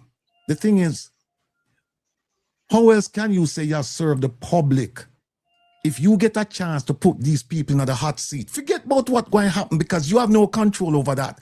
What you have control over is to put them in the hot seat and show the public that how crooked it wouldn't be only the public, Jamaican public, because it's televised.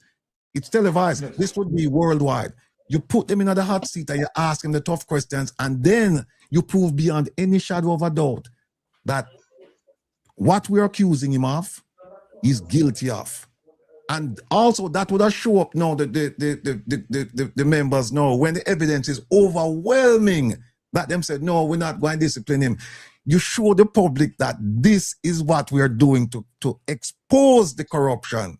This is part of exposing the corruption. If the opposition say, well, we're not going to bring up nothing because, it don't make any sense, then of course, people going to make the argument that, well, then you're just as bad as them. Because remember what I'm saying now.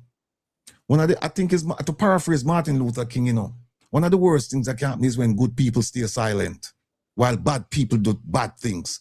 All right. You have to talk. Then you mentioned Donovan Williams, you mentioned Dalrymple, you mentioned Vaz, you mentioned Holness. Yes. Guess what? These are all people who should be before these committees, and they're not. Let me ask you this question. 77A, to the best of your recollection, how many times has it been used against any party? I've not seen it used. And the question is, why not? Well, okay. So let me ask you the question now, Ratty. Yeah. Based on that. From 2016, as it relates to Andrew Holness governance. Yes. Right? and as we speak,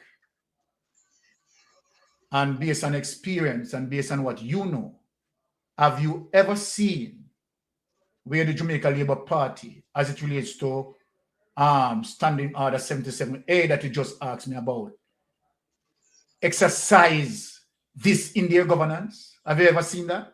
No, and that's why it's so significant. Well, I know, and that's why it's so significant what the speaker said, because very few people, until this letter released, very few people knew about 77A. And she know what tell me, said, you 77A, if you feel that there is misconduct on the part of a politician, then 16 members of parliament need to show up. So what she has said is that, listen, there's an avenue here to expose what's going on. Use it.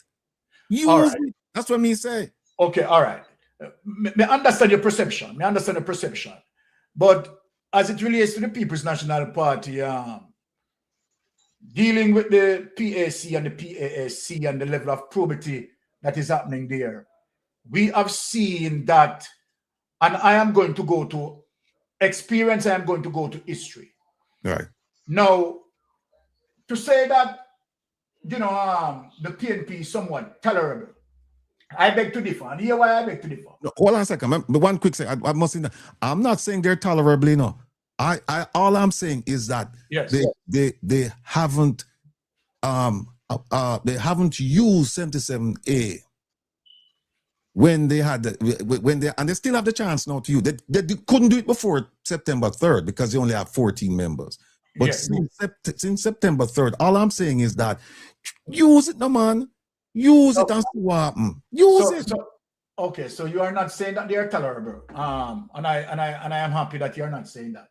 Because this is where I'm going, Brother Ratty, as it relates to the People's National Party always hold the Jamaica Labour Party accountable.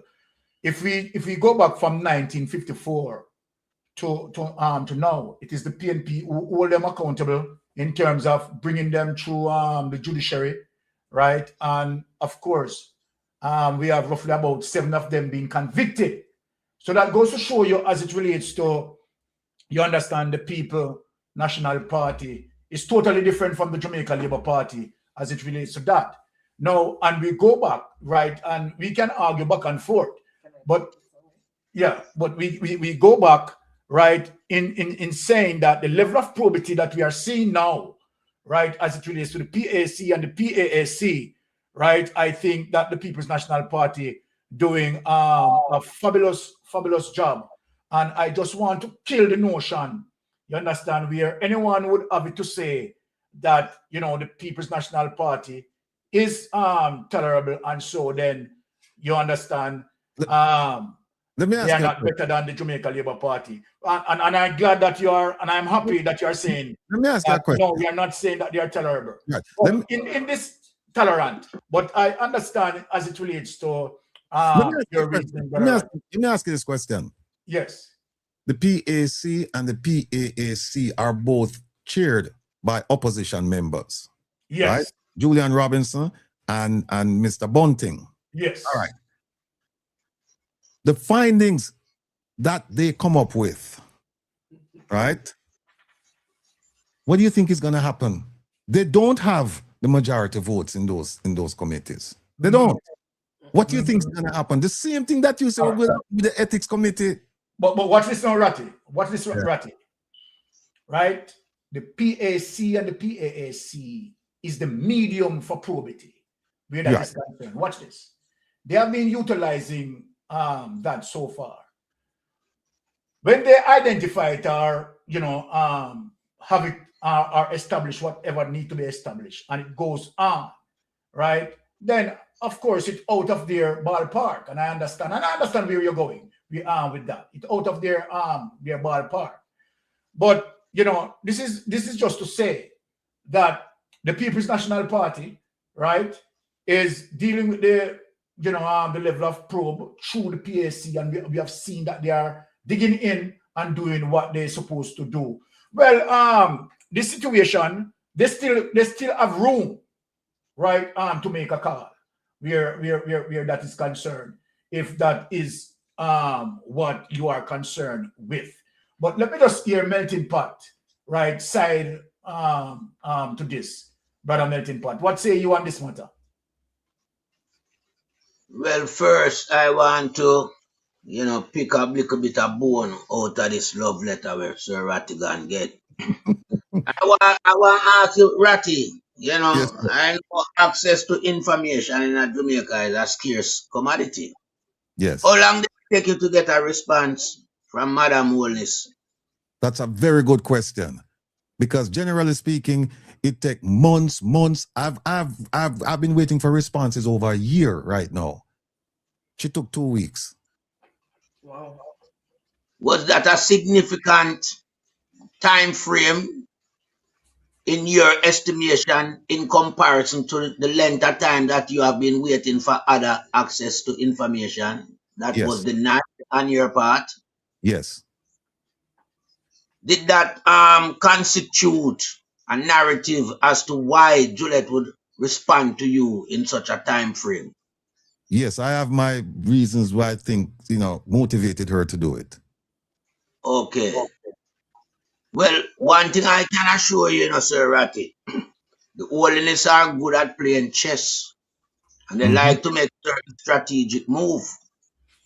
And in my own calculation, I'm thinking that there is something fundamentally wrong within the structure of the Jamaica Labour Party, why Juliet responded to your request as it relates to access to information. And what I'm seeing, from a projected point of view, is that Madam Holness merely trying to put a bait and want you to be the fisherman. You understand? To use that bait because of the third party narrative that has been recently been brandishing about on certain platforms. Because don't forget, the Holiness are very strategic when it comes to dealing with corruption and how they like to, bring certain things into the forefront of people's mind. Yeah? And one thing, they are hearing certain little vibes that the two parties are the same. I've never found the two parties to be the same. I find one to be constructive and one destructive.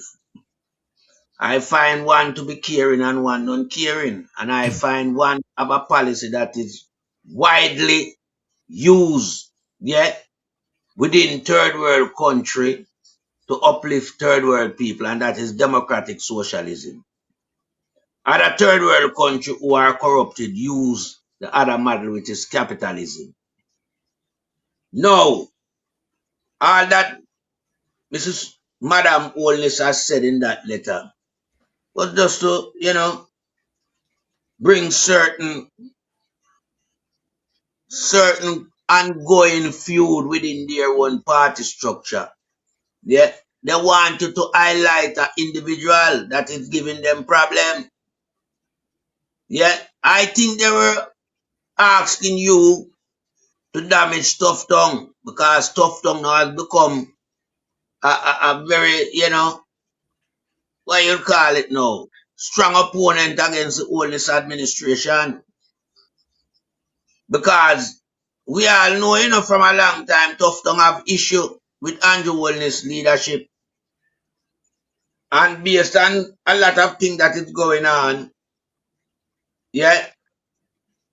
relatively speaking, as it relates to Hurricane Melissa, a lot of Labour writers defunct the Jamaica Labour Party because they have family down there and they see the treatment. They know what comes in the country and they know what is not being handed out to the people of the country. And, some people are not just die-hearted green, they will support the party. But just like the lady earlier on, she's moving away from the party and its hierarchy leadership because of how they are being, utilizing their iron fists to grip the country. Now, Tough Tongue and the Holiness them have problem long time.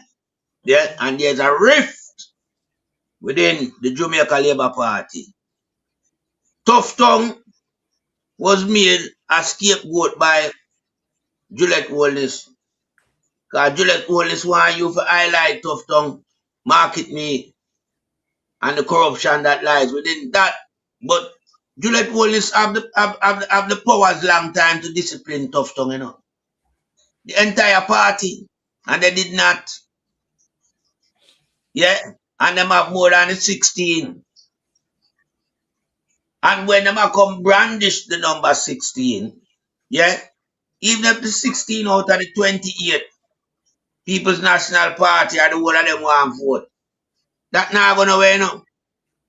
Because the Parliamentary Ethics Committee controlled by Juliet Holness and the Jamaica Labour Party member them, they will not discipline any of their members, yeah, on their own behalf. And even if the People's National Party press for a motion, yeah, the motion will never get a look in. The Parliamentary Ethics Committee that currently exists will make sure no that never get a look in. So I know Marky G them not gonna waste the time. Knowing what they are up against, they would never pursue anything. Yeah, but that doesn't constitute that the People's National Party and the Labour Party is the same. Yeah?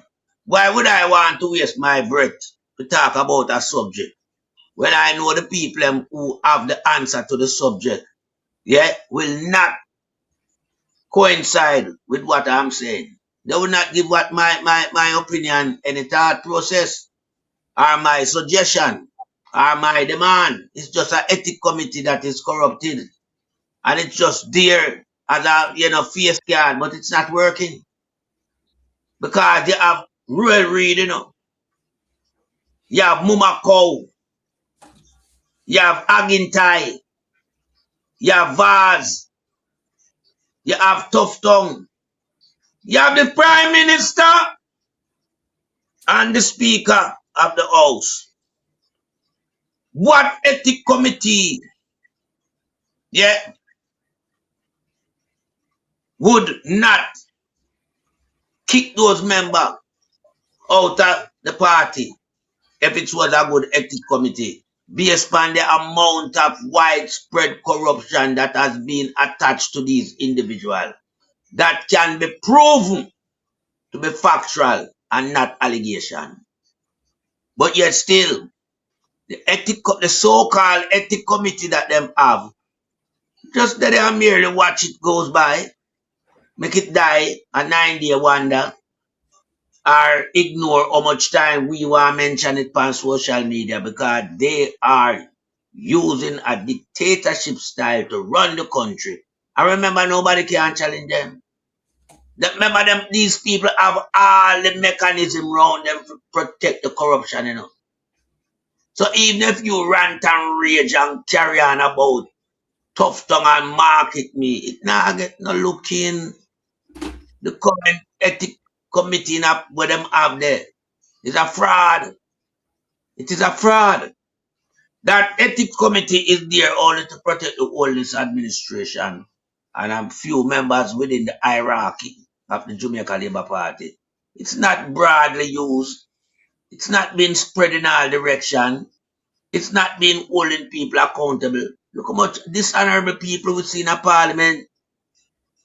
And this committee has been there all along, but has not utilized its mandate to carry out such disciplinary action. Yeah, so this letter now was just a letter come to, you know, Ratty. You speak on it. I like Tough Tongue. Yeah, because them want to get rid of Tough Tongue and Tough Tongue want to get rid of them. It's a tug of war go on a Labour Party, no mind Jamaica people. Yeah, man, and we have to highlight that. Yeah.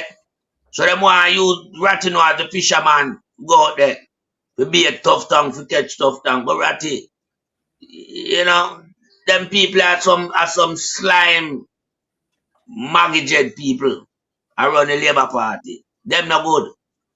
Yeah, because we know, say, if it wasn't a reason to let now respond to your letter so quick, you know. You let one we talk about tough tongue, because tough tongue give them problem. Tough tongue want the leadership of the party, because tough tongue sister the party has sink under Andrew. Andrew have carried too much baggage. Yeah. So that's where the problem lies, and I yield back the floor. All right, but Brother Ratty, I want to ask you something. But can I just respond to him? Can I just respond to what? Yeah, of course. Go ahead. Melting pot. If you follow your argument, you actually make my argument. Now, when this letter came, we figured this out from day one. From the letter, the day the letter came in, me and my team sit down and we said, we know what this is all about, right? All the questions you ask, we run through them the long time, and we say, you know what happened? Going back to the undated, the signed undated letter when Christopher Tufton was in Parliament, and even before that, because we have links, we know where we're going. But that was a major turning point when Christopher Tufton was in the Senate, and him and Arthur Williams received undated letters of resignation, and then they took Andrew Williams to court, and they won. And you see what happened? Arthur Williams was sent to Trinidad, and when Arthur Williams finished his term at Trinidad, Arthur Williams is now sitting in China. They don't want Arthur Williams back in Jamaica. You know why Tufton is there? Let me just tell the people them know where I'm going. Because we don't know where I'm going. Because when you tell me a joke thing that, we go through that long time. So Brother Ratty, that letter poised with political strategy. Yeah, but we see through it, brother. We see through it. We are going to use it. Here's what happened. I get a phone call from a man deep in the JLP party. And the man called me from Belmont Road. And the man said to me, Ratty, PSOJ people just come to me and say, here what? You need to ease off a Tufton. You need to ease off a Tufton. Them say, anybody you want inside that, them will give you. Them will give them up. But Tufton is the man with PSOJ money I go on. Him is the man them want, right? A Tufton mess up himself right now, with all of the hospital things, because him are the man with them on the short list for do this thing. There's a problem going on between the two of them. We don't know that. We don't know. And the moment she come, remember now, I only ask her about Tufton, and I never ask her about politicians in general. And she went out of her way to say 77A is a viable option. Now, if she going to tell you that, and by the way, people, I want you to remember this. In 2025, parts of 2025, you know who was the chairperson of the ethics committee? The same speaker was the chairperson of the ethics committee. And if you go back and you look at the letter, and that's why I said the commission, the commission. Yeah. If you see what they did, they should have known better, because if you look at the recommendations, who was it made to? It was made to the Speaker of the House. And you see what she write? Everything what she's saying now, she said the Speaker is only obligated to do this. The Speaker, she never said the chairman of the ethics committee, And she was chairman of the ethics committee when it come through. But because they directed it to the Speaker of the House, she just says speaker, speaker, speaker. But guess what? The ethics committee chairman, me have it right there, so the ethics committee chairman have a role for play. It says right here, the ethics committee, it said the ethics committee shall have the duty of what? 1, requiring a member to make full disclosure of any interest which he may have, which is likely to cause a conflict of interest. That is Tufton right there. There you go, Brother Ratty. She never use it. She never use it. Because if the Integrity Commission had said this is a recommendation to the Speaker and the Ethics Committee, they would be forced at that point then to say, okay, we need to do something about this, right? But they didn't. We know what going on. We know what happened is that they want to get rid of Tufton. And we know if they might give you something on a platter, take it, man. If they must say, watch out, when they might, look, the die has been cast. What they must say is that we willing to give him up. We willing to give up. If we don't want to go ahead and the 16 of them we don't want to do it and bring him, we willing to give him up, because we are tell you, say, 77A, you can't use against him. No, 77A can use against the Prime Minister, can use against Dalrymple, can use against Donovan Williams, can use against Will Reed, who else we have? Darrell, you name it, it can be used. So all I'm saying, is this. We don't see through the play with the letter. We don't know. That's why we call it the love letter. We don't see it. And we are saying, look, we are going to play along with them. We'll play along. Because they want to get rid of him. Moratti, Moratti, let me ask you a question, because I'm going to ask a serious question. Because that situation in terms of wanting to get rid of Tufton, if that is the case, right? Wouldn't this situation would have them walking through what we call a liar's minefield? And here why I said liar's minefield. The Jamaica Labour Party did not sign the code of conduct. Now, isn't that signing the code of conduct? Now they would have given the premise and the full authority to execute actions as it relates to persons who violate. Now, a liar can say that, look, okay, all right. The entire Jamaica Labour Party administration has not signed the code of conduct. Included the chairperson did not sign the code of conduct. How is it that they are going to bring, right, an issue relating to ethics, right, to convict or prosecute any person in terms of that? Explain that to me. I'll tell you, because when they take the oath in there, the oath is similar to the code of conduct, and that's one of the reasons why Mr. Morgan was saying we don't need to sign a code of conduct, because when we take an oath, that in and of itself is a code of conduct. So this is a redundancy that we don't need. That's the argument he was making, that them already have a code of conduct by being parliamentarians and taking the oath.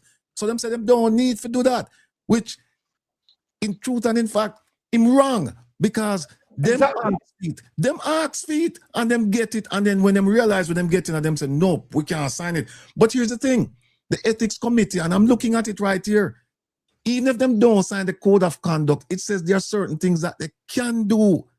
There are certain things that ethics committee can do. And what I'm saying is simply this, gentlemen and lady, is that if them come to you and you ask them about, if me come and say me ask about melting pot, right? And them say, well, we really don't know, but if you want do certain things with him, then use this.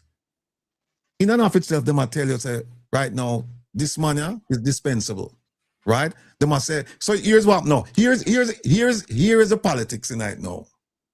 The opposition don't do nothing, right? Because the opposition don't do nothing. You know what I got? No. The opposition, it are going to put the opposition in a difficult position, because now them are going to turn around and say, well, we give you 77 if you don't want to get rid of him, right? And here's the thing, as much, and believe me, people, believe me, me have the information, a lot of people in the JLP do not like Minister Tufton, but you will not get 16 people to come up and say, well then, boy, let's start to get rid of him. All right, hold on. All right, when we look at the situation in terms of the scenario that you are playing out, right? Said for argument's sake that Tufton, right, Pull said 6 to 7 persons with him, right, and go independent.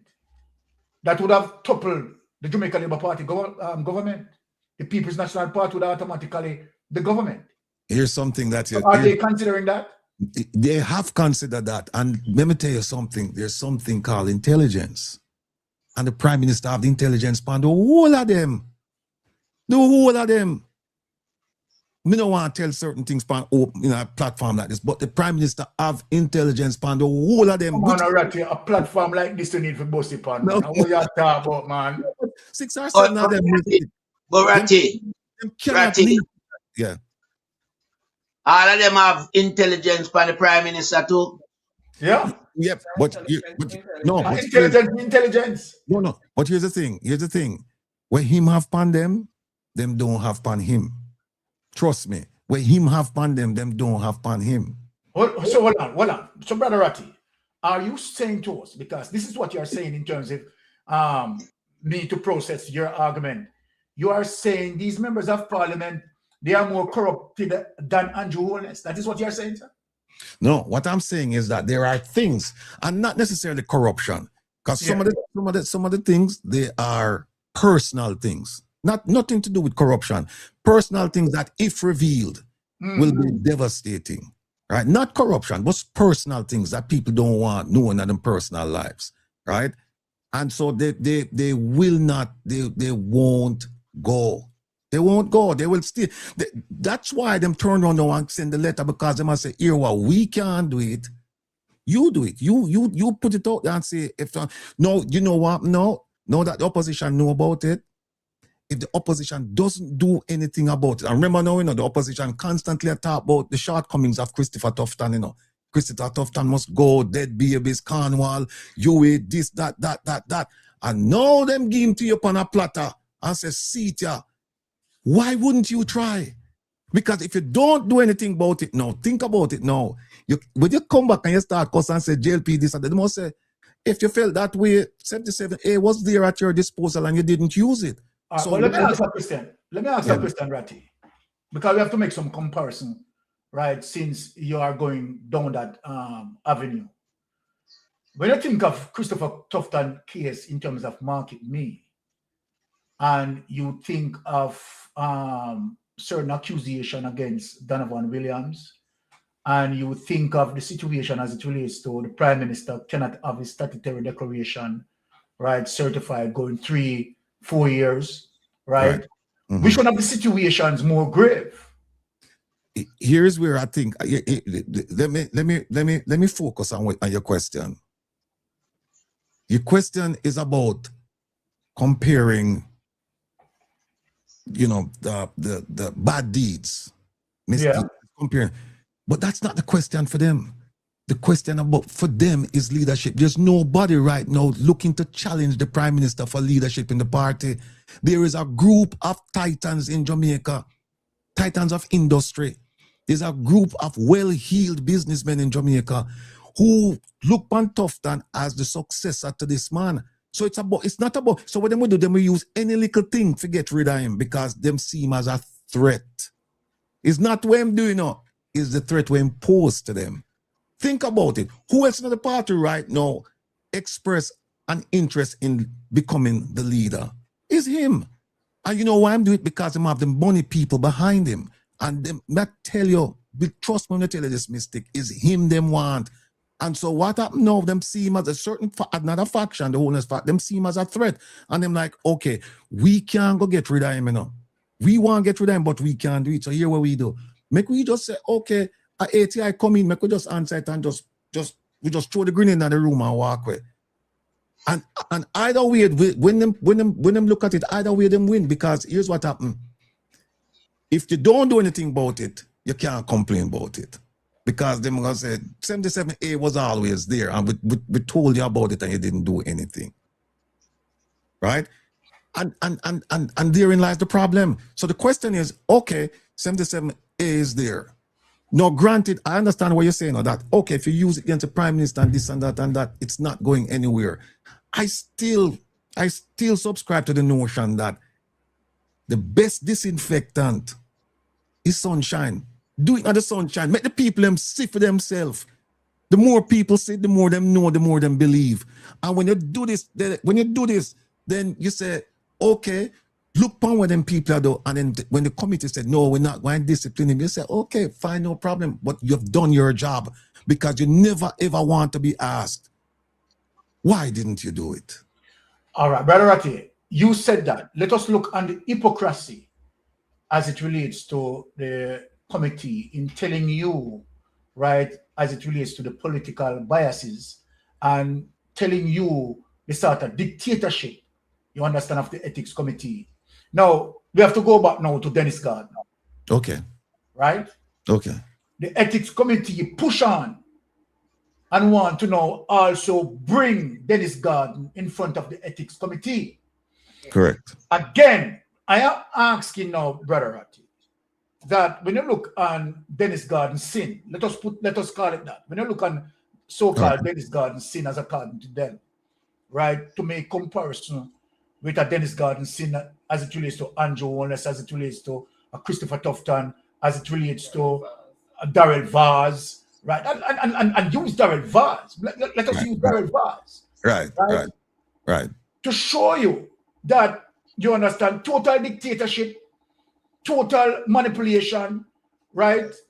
Ruling with iron fist, right? That the ethics committee don't see to pursue, right, their own members, and the patterns that you have seen, that they have never utilized 77A, right, as it relates to their member. But this is the one time that 77A is going to be utilized, and guess what? They utilize it against Dennis Garden. What say you about the matter? Let me answer that. The good book says an eye for an eye, a tooth for a tooth. Politics is a dirty business.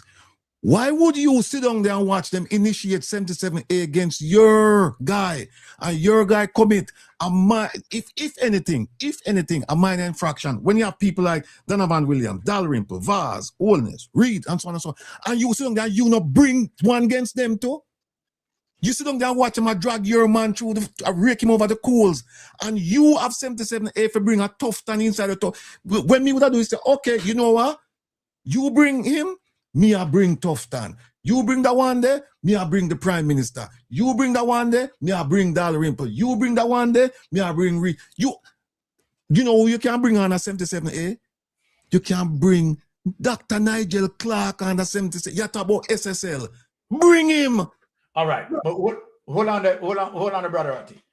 So the question that I want to ask you, right? How does the procedure work? Is it a situation that, you know, the people's 16 member can say, okay, all right, we are taking him to the ethics committee, or there is a procedural process in terms of the chairperson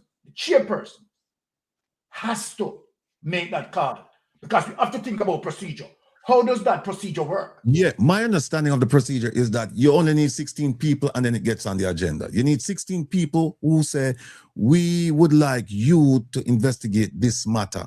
And then it's out of them hands, because what you do is the way you frame the issues, you frame it in for example, it's right here, 73EC B for 73EB. For Tufton, it says requiring a member to make full disclosure of any interest which he may have, which is likely to cause a conflict of interest. Now, we know he never reported it.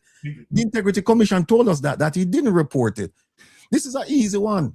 So you said no. So you said we frame it and say we want you to investigate Christopher Tufton based on a conflict of interest here. And not only that, guess what? Guess why it make it easy? The Integrity Commission asked the speaker to do so. Yes. But look, Freedom is asking you. Freedom is making a statement there. Yes. What happened to Juliet Owens? Yes, Freedom. They can bring her for lease flats for the violations up there, the NEPA violations, this violation, the one she forget 70 house, she get 120 in excess right now. Of course, them can bring her for that. You know what them can bring to? The Prime Minister for the development, when them build 4-bedroom, when them should have built 2 bedrooms, when the permit was obtained, who was the primary in our estate bridge? It was the Prime Minister. The Prime Minister. When them start the violation, who was the primary? It was the Prime Minister. Bring him. Integrity Commission never asked him any questions. So now you bring him and say, we want to bring him because we believe that he's part of this. So when I said to you, Mystic, is that we're good for the goose, good for the gander. Them take Dennis gone. You say, fine.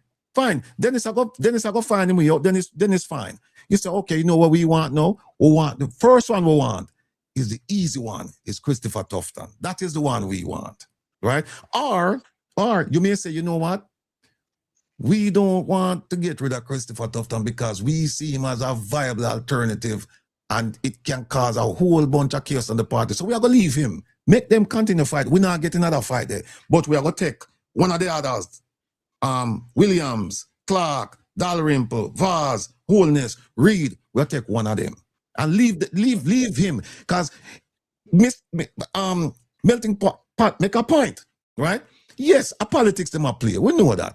And it might be one of them things that where them say, we want to get rid of our, we want to get rid of, we want to get rid of our enemy. And the problem is that we cannot do it by ourselves. We need somebody else to do it. So what you do, you can easily say, you know what, leave him alone. No bother with him. But them have Dennis over there. Them have Dennis over there. So them capture your man. So you go sit down and just fold your arms and say, bye. I saw it go. I saw the thing said. No. All right. But Ratty, Ratty, before we say that, we have to first let us research the procedure in that first before we make them statement. Now, wife want to say something. Hold on, wife want to say something. Allow her to say. Yeah, go ahead, wife. Right, while Mr. Rettigan is looking for that, there was a whole hollaballa in the ethics committee meeting today with Cuthbert saying that she's not aware of any code of conduct and whatever, and the whole code of conduct discussion here. Now, how I see it is public servants are guided by the code of ethics. It was a part of my curriculum. It was taught to us in nursing school, and we are expected to be guided by it in our everyday work. The mere fact that the parliamentarians got a workshop on it means that they are guided by it, whether they sign it, yes or no. I agree. So, I don't see why this whole big thing about, oh, we did not sign, we don't. You are guided by it from the moment that you got the workshop on it. Whether you sign it or not, you are expected to follow the code of conduct. You know what, Lady Anne Marie? Code of conduct. It's 2 times them get it. You know when them get it again? When them ask Integrity Commission to give them training on it. If you look at the curriculum, it is there in the curriculum. Yeah, Ratty. But I didn't have to sign anything regarding the code of conduct, but the fact that we were taught it, and even it is part of our registration, as a professional registration body, it is there as a guide. So I don't see why these parliamentarians are saying that they're not aware of this code of conduct. What is it about? And you got workshop on it. That means that you're expected to Lady Anne Marie, I could not agree. Let it be your guide. I could not agree with you more. You're absolutely correct. And then what I did, I went and I looked at the workshop that the Integrity Commission put on for the cabinet and the rest of the JLP. And if you look at the courses, the courses are there. It's just matter for them for just sign so them receive the training, but they got the training. But getting back to Mystic's point about the procedure, it says a matter may be referred to a select committee if on the question being put, at least 16 members of the household decide. So you put the question and the 16 members decide and it goes over to whichever committee. Now, guess what happened? That's exactly what they did. They did with the gentleman from Jack then. That's exactly what them do with him. And let me just divert a little bit. Just a little bit, Mystic. Yes. You see that lady there named Juliet Cuthbert Flynn? I call her Juliet Holness Jr. That's what I call her because she's trying very hard to humiliate that lady, right? And I saw what she did to Julian Robinson last week in the PAC. And I'm telling you, Mystic, I'm telling you, you don't have to be a politician to understand what she did was wrong. You don't have to be partisan. What she did was wrong. Juliet, the chairman, Julian Robinson, Jackson entered the room and he said to them, member Jackson is here and he would like to ask a question. I'm paraphrasing. And them jump all over Julian Robinson. And this lady start talking about, I have a question to ask, and blah, blah, blah. And the rule says, you don't ask no question until you're recognized by the chair. And Julian sat there and have this woman and Hero Clark carry on. And what does what do the rules say? The rules say the chairman is in charge of the procedure. And section 88 of the integrity of the 88 of the standing rules say, if the rules are silent about certain things, what do? You look to the Parliament of England to see what they're doing and you implement it. And regarding a non-member coming into a committee meeting and asking questions in England, if it's an open meeting, the chairman has the absolute right to invite somebody in and have them ask questions. And I was so shocked that Julian never took her to task.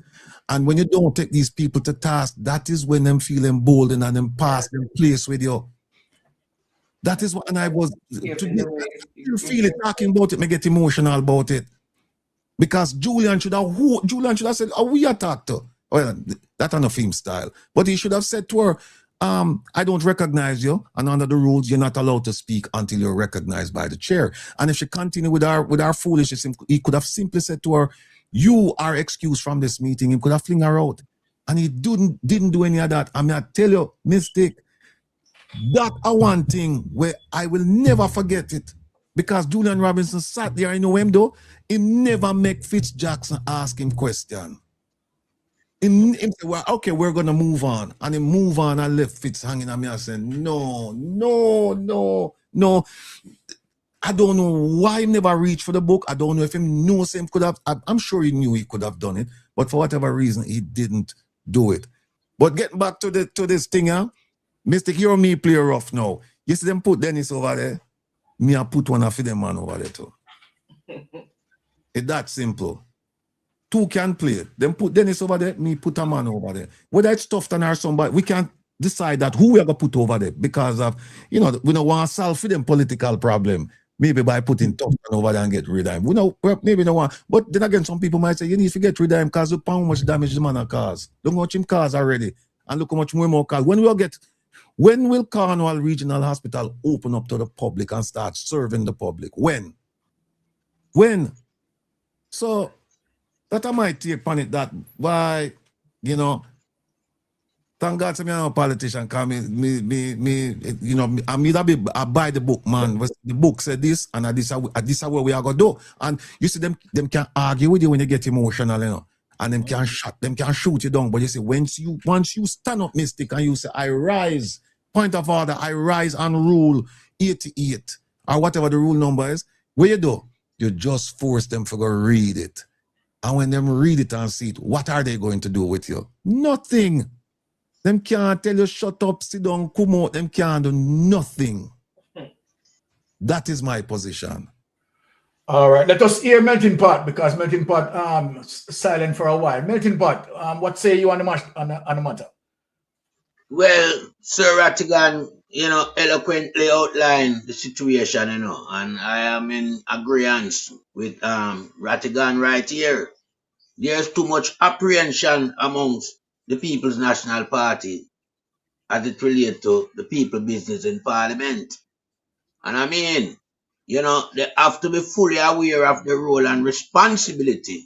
Yeah, they have to know the day-to-day running of Parliament, what constitutes what. They can't be novice. They have to be fully aware of their role and responsibility. Yeah, and I'm somehow, bemused that it seems like it's either they know, but they are not interested. Now, in the situation with Dennis Garden and Jacqueline, and we see how aggressively Juliet Cuthbert Flint is pursuing the matter, Yes. and by extension, the Jamaica Labour Party. Right. There are so many of them that need to be put in the same position or situation like Dennis Garden. And we are saying then why we are not seeing forthcoming from the People's National Party. The same way they can pursue Dennis Garden, pursue Tough Tongue, because both of them name was, brandished up at that same institution, UHII. Dennis Garden for, goods and service and tax exemption. tough tongue for 570 million as it relates to the man in charge, yeah, of the Ministry of Health, and the man who was in charge of deassembling and decommission a new administrative staff. So, you know, we like to see competition. Yeah. I don't like to see competition that is one-sided or, you know, them type of performance. We want to real competition. If these people over there, who we know are the corruptors, but they have strategy, we must have a strategy to combat their strategy. You Amen. can't let them play. Yeah, you cannot let them play on the field alone. We have to take some part of participation on the field. So going forward, I've seen some new development within the PMP structure, which give me, you know, hopes that they are really coming to terms and coming to grip with Parliament. I know quite a few of them have been in, you know, in this situation for the first. They have never experienced being inside the parliamentary system. Yeah, but they need to grasp the metal as soon as possible, get a hold of themselves, have that composure when you step into Parliament, that you are there to carry out the work of the people, the will of the Yes. people. Yes. Take them on. Don't leave Yes. them to just continue to just, you know, dominate the space of Parliament. Yeah, Yes. because when you're looking at Parliament, them dominate it, you know. Just look at all of the seat them with them sit down on. The whole of them green leather. That alone tell us they're greenhouse. Yeah. So, you know, you just look on the background and you know how them set it. Yeah. You know, go go there and rip up the seat, you know, because that no make no sense. But what you have to do, command the Parliament for yourself. Don't make this garbage override you know, overtalk you know. Yeah, run them way.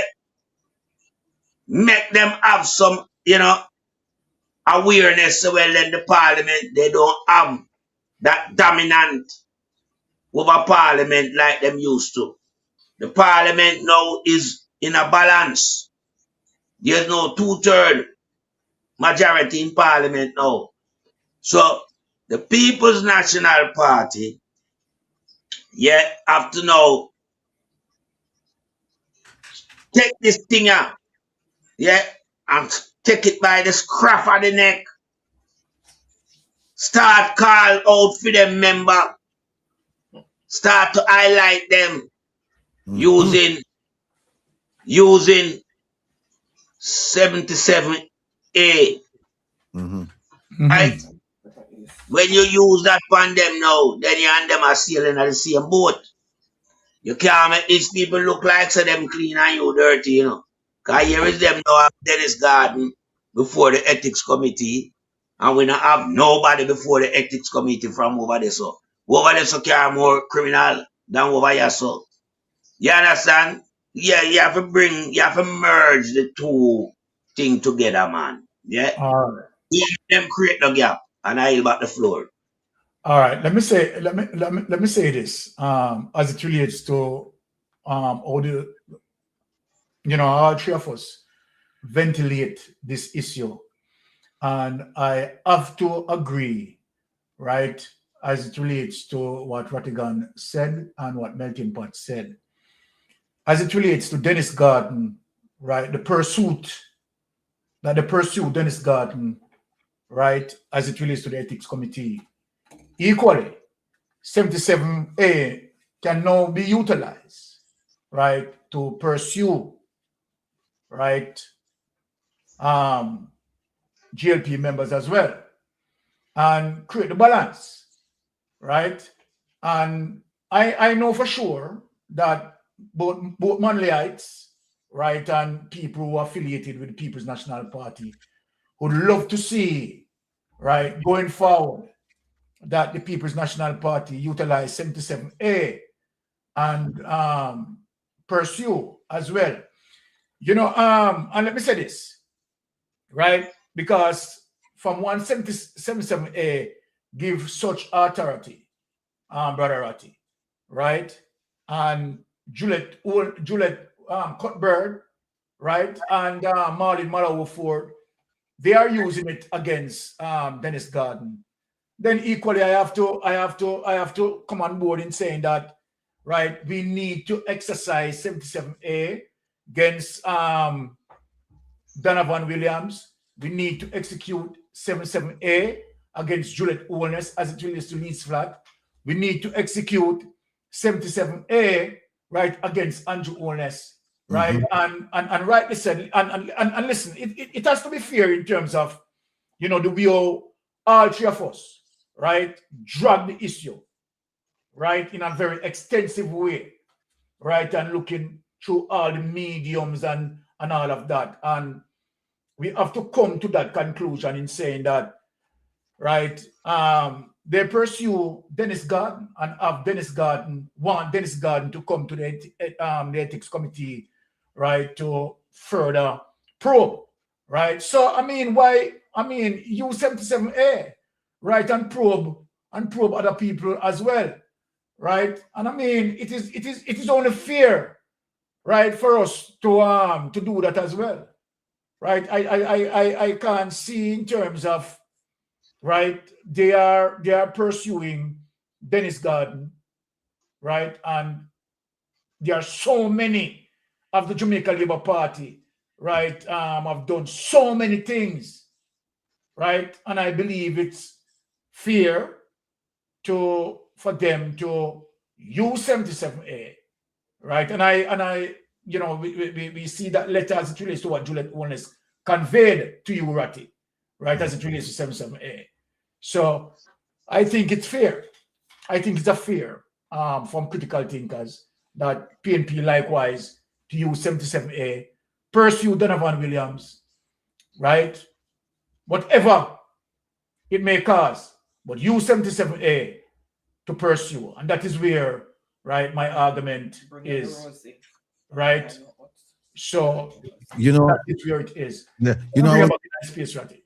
Yeah, you know, I was listening to your keen, I listened to Melting Pot, and if you take the 35 and the 28 and you say, okay, let's identify people who have been involved in scandals. I mean, really serious scandals, right? And you go through the two parties. And again, people, this is just a fact. This is not being partisan. You will find that in the JLP party, you're going to have a lot more people with a whole heap of serious scandals attached to them. Reason being is that, and it has been alluded to, the PNP 28, a lot of them, they're coming into parliament for the first time, right? Them not have no history. You know, the JLP, them have a whole heap of history and a history of corruption. So, if they might take one over yes or no, one out of the 28 for saying that, well, him use UA tax exempt status to bringing stuff and do that, then I see absolutely no reason why you can't go after the rest of them over here. So the one them where, I mean, how much Dennis paid 10 million, right? Whether what he did was right or wrong, not making a comment on it. All I'm saying is that it amounted to 10 million. Look at Christopher Tufton. Billions. No comparison. No comparison. No comparison at all. So the opposition need to get in gear. It's fairity in all aspects, in terms of every angle that we look on. It's fair that if they are going to use 77A in terms of pursuing, right, Dennis Garden, likewise, we have so many issues, right? Let me just take call. We are going to open the phone line for persons who want to call and participate. All right, hold on. Yes, caller. Good night. Go ahead. So I ask Mr. Rattigan a question.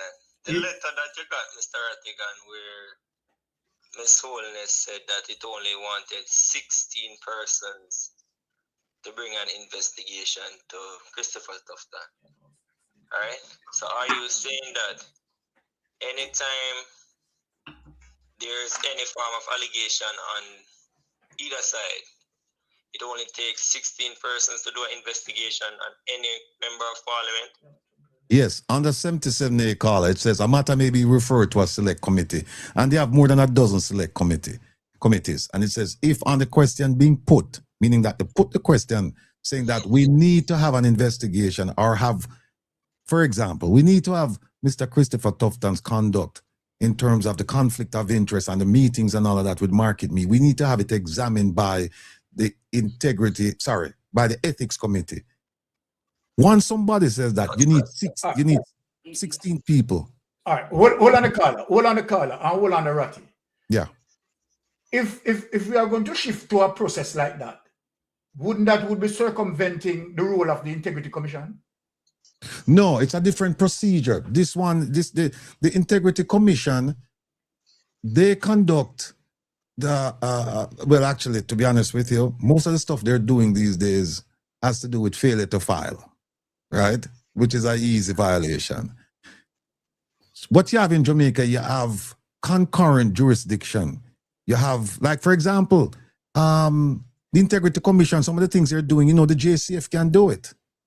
The FID can do it. So a lot of them, you have shared jurisdiction. So what you have is you have the Integrity Commission looked at him already, and what the Integrity Commission, and in this case, this is even worse with Christopher Tufton, with Minister Tufton, because the Integrity Commission said, we find that this man has done something. He has done something. We're not going to bring charges against him, but we're going to refer him to the Speaker.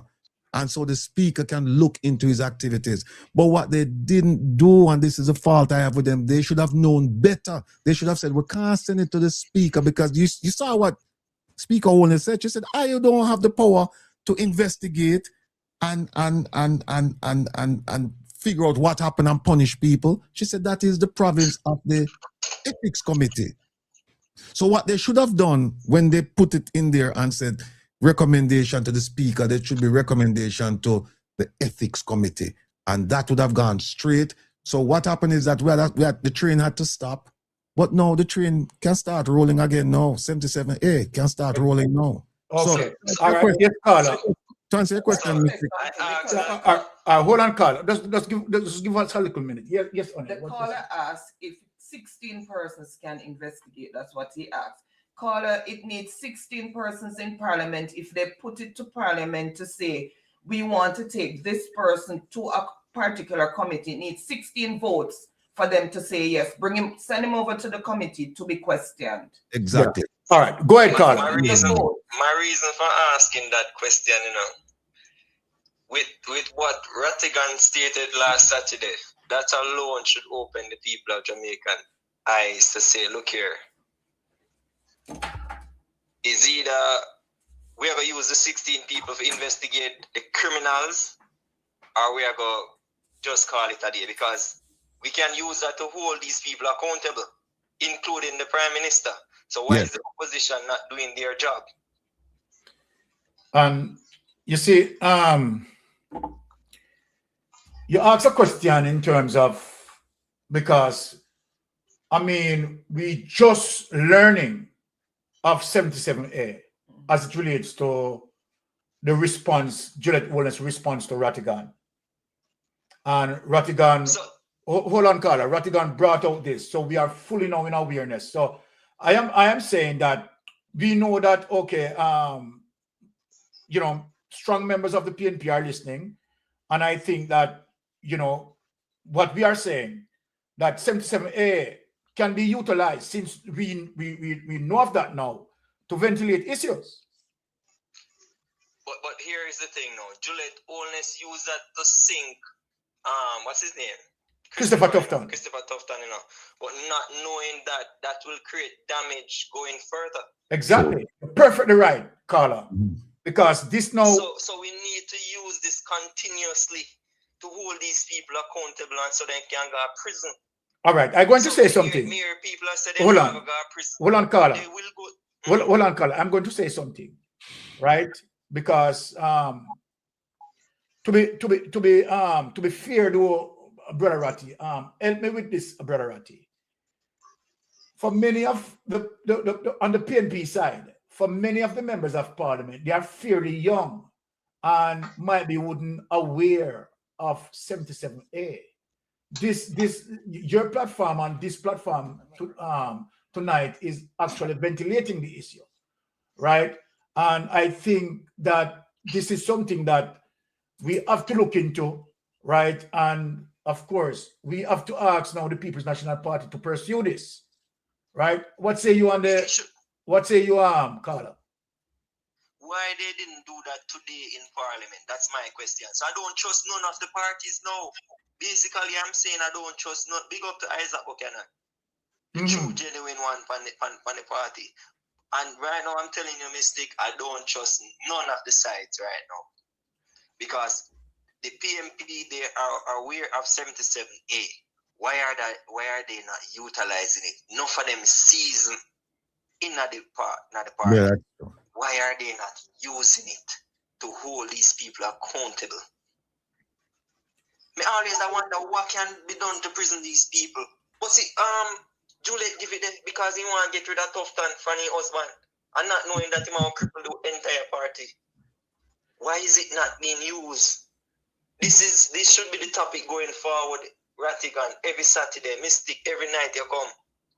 Because this solve all the problems, you know. 16 of them, 17 of them, 28 of them over there, and people put 28 over there. So therefore, we know about 77A now. Mr. Mark Golden. We need it now, sir. You see, we need it now. And let me say this, because this now a whole can of worms right now. Because it make them questionable. We have to question Mark Golden party now. We not question Isaac. And they look and the new one them will win just for the year. I mean, I question all the old folk them now. The one that's holding the question them long time for them apart with the one at Portland. Question everybody now. All right. Melting Pot. Hold on a call. Melting Pot. Listen to Melting Pot. Melting Pot want to say something. Go ahead, Melting Pot. Yes. We are not here saying that the People's National Party were privy to 77A. As I've stated before, there are a lot of young members from the People's National Party who are actually doing the first round in Parliament. Yes? True. What we can do now, yes, is ventilate 77A and bring their knowledge and awareness to 77A and let them be more open-minded in Parliament and can use 77A as a means of reference to highlighting these people who we know are criminals and corruptors.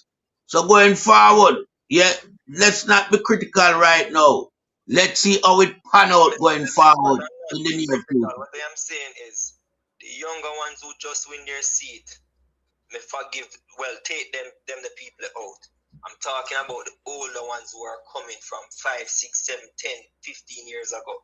Why is it that 77A was not being utilized? Even when Marky G get bashed and I say my this and say my that, why never come now and say, right, I'm going to use 77A as a backup card when we win the Parliament? I respect Mr. Golden, you know. Mark Golden, you know. But Mr. Golden, you see, if you start use this now, Mr. Ratigal and Melting Pot, I listen to the program, you know. I used to watch Parliament on Tuesdays. I watch it today.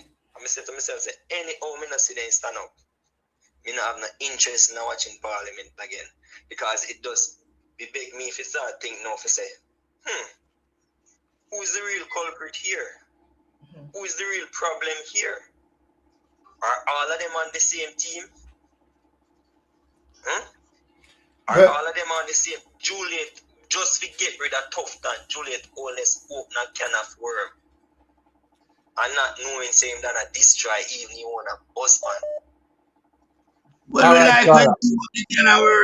hold on, Carla. All right. I want to stay tuned because I have to give another call. Blessings. Right, blessings. I really love that. Okay, let me just take this call. Okay.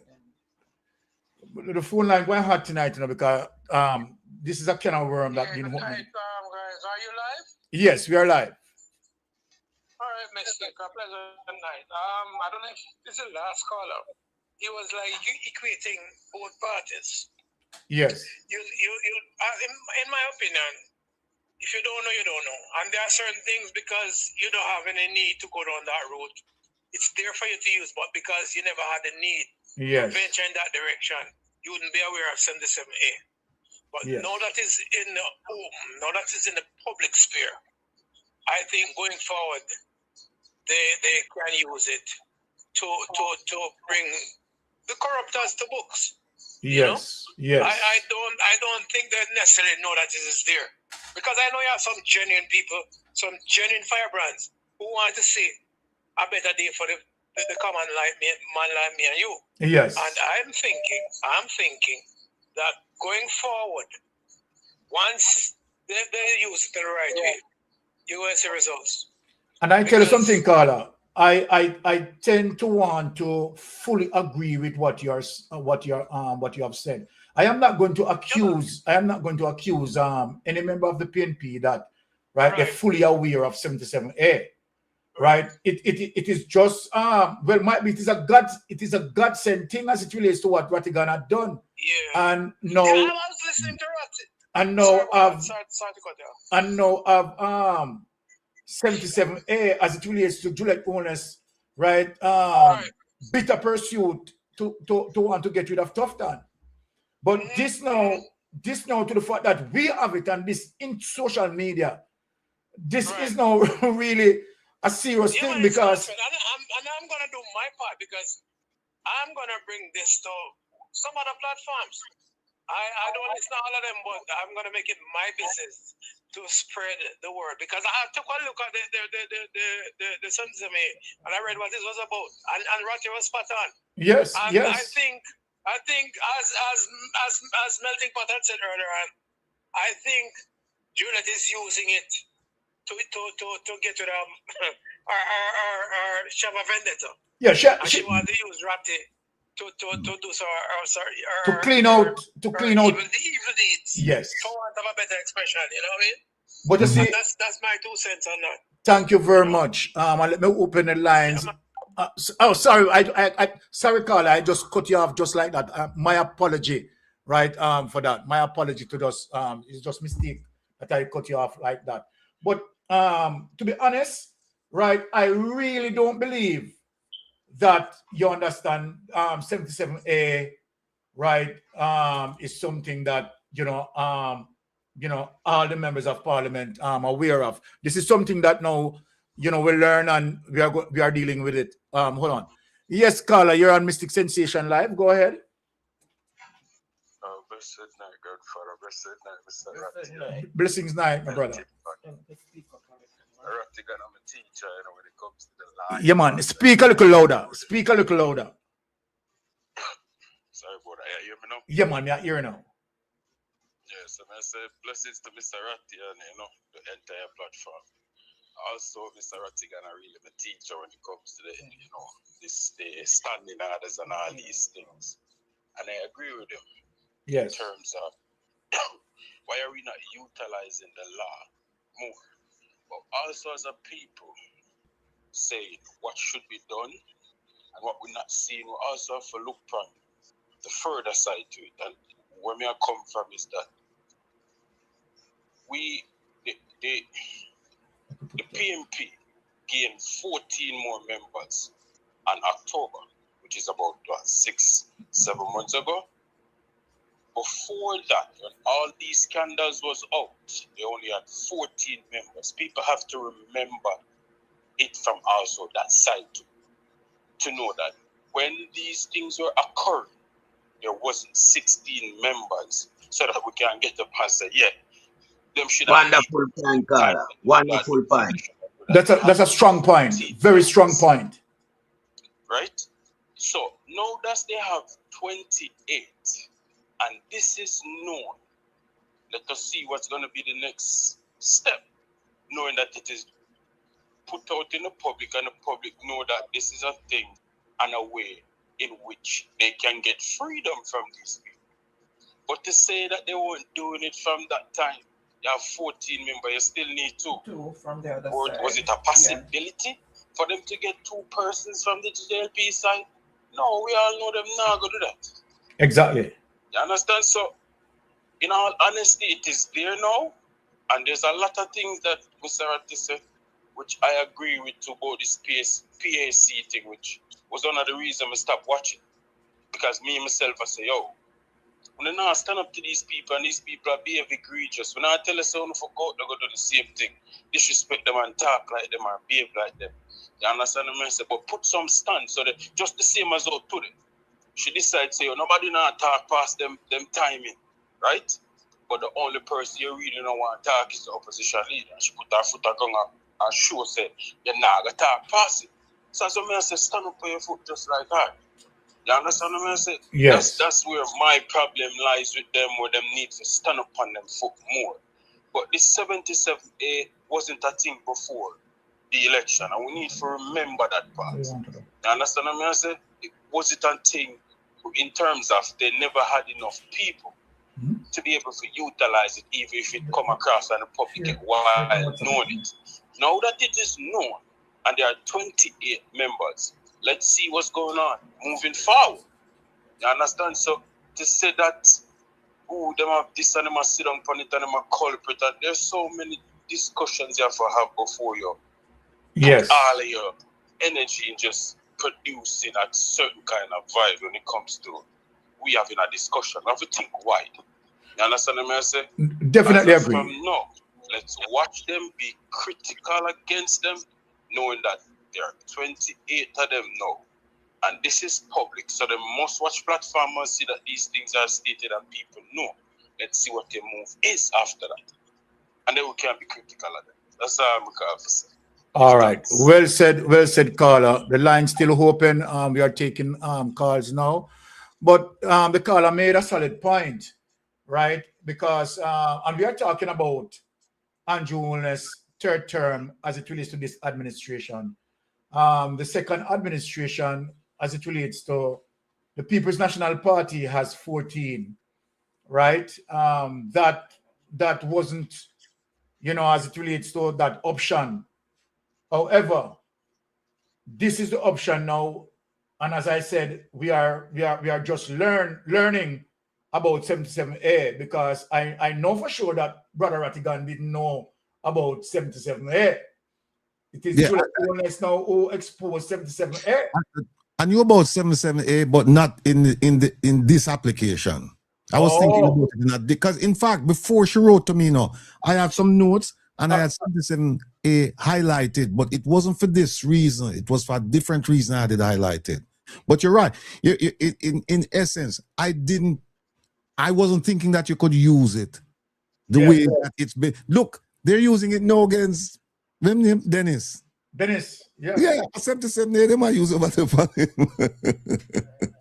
But Mystic, yes, Pat.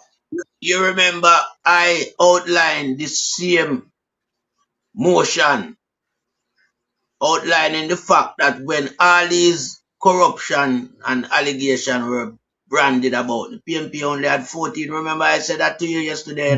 Yes, man, because we were discussing it. Yes. And I outlined that to you as well. So that's why I love the But let me say, let me just go over 77A so that people can see, because this is something going forward now. We have to now look out for 77A being utilized, right? And here it is, right? Standing Order 77A in Jamaica House of Representatives stipulate that a matter may be referred to a select committee if, upon a question being put, at least 16 members of the House agree to it.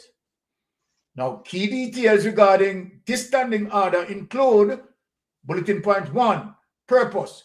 It acts as a mechanism to empower members, including the opposition, to refer matters such as those requiring oversight to committees. Threshold. It requires a minimum of 16 members to support the motion to initiate the referral. Context.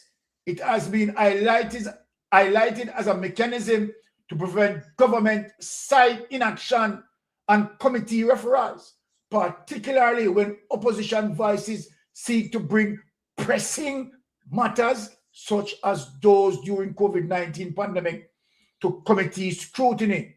This order is a part of standing orders governing the House of Representatives of Jamaica. Take that away on it. Brother Ratty. Yeah. Honestly, you do that honest. Come up no Canada now. Yeah. Now Yeah. this now, right? Because I am all right. Everyone who is listening tonight, right, is now armed and feeling now to themselves that yes, something can be done now because we have ammunition, right? We have ammunition to ventilate these issues. This is something that the People's National Party might be have to come out and speak on as it relates to 77A. Because people are now going to say, all right, look, the issues simply need to be ventilated.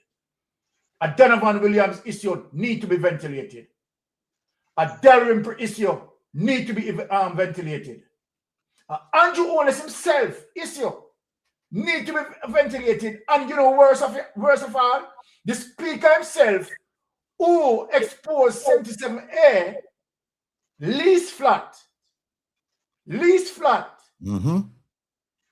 to be ventilated. 16 members need to speak on least flat to ventilate this issue. What say you? Any one of you who want to take the floor and speak? Well, let me just cover what you just said, Sir Lord Byron. Because lease flat is one such issue, you know, that, you know, ring fence with corruption and lots of breaches, which need to be ventilated, but has not been ventilated, even though we on social media here have highlighted it and covered it so many times.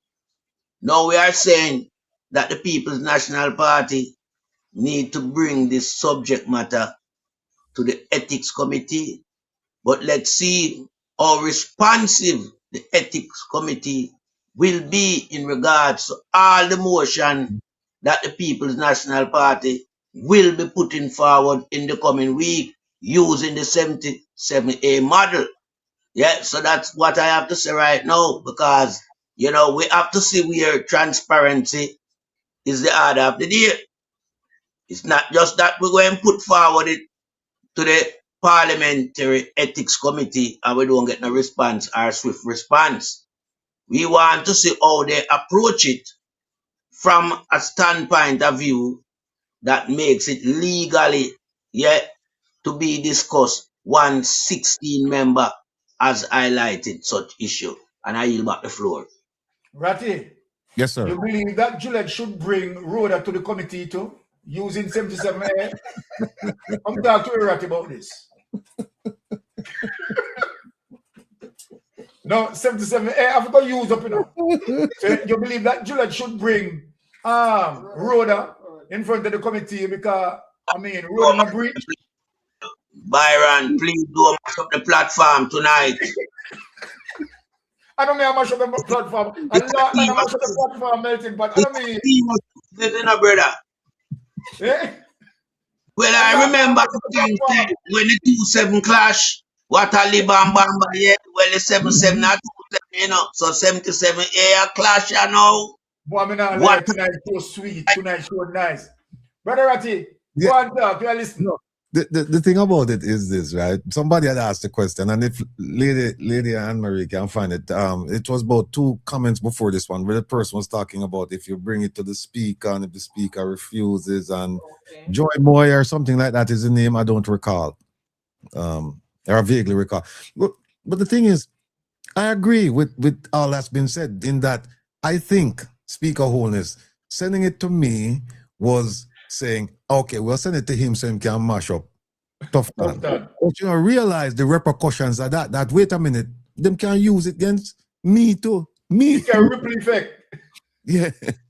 Yeah, so wait a minute. Who puts the question before the member? All right, the way it works is that like today in Parliament, they could have done it. Somebody could have stand up and make a motion and say, I'm making a motion that this matter be referred to such and such. And then they need 16 people to say, yes, we support it. And at that point, them can't refuse it. Them have to take it. And she said, why didn't she do it when the IC sent it to her? Here's why. Because they didn't send it to her in her capacity as an ethics committee member, or they didn't send it to the ethics committee, they sent it to the speaker. And if you go back to the letter, you read, she no mentioned nothing about it. She always said, the speaker.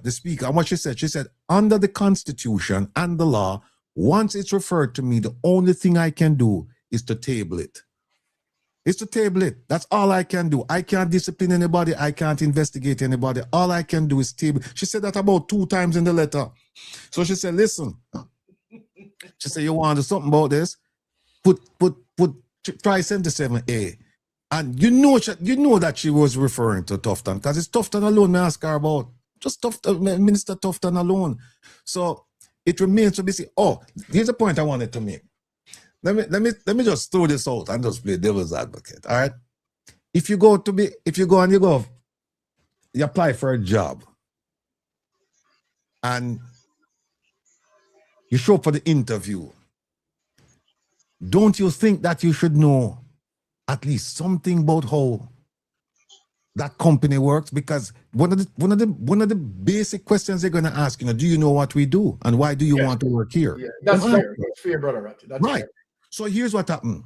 The only book that the new people and and you see the two calls ago, the caller was saying, hey, what happened to the older folks, like somebody like Philip Powell, for example, who's been in there for a long time.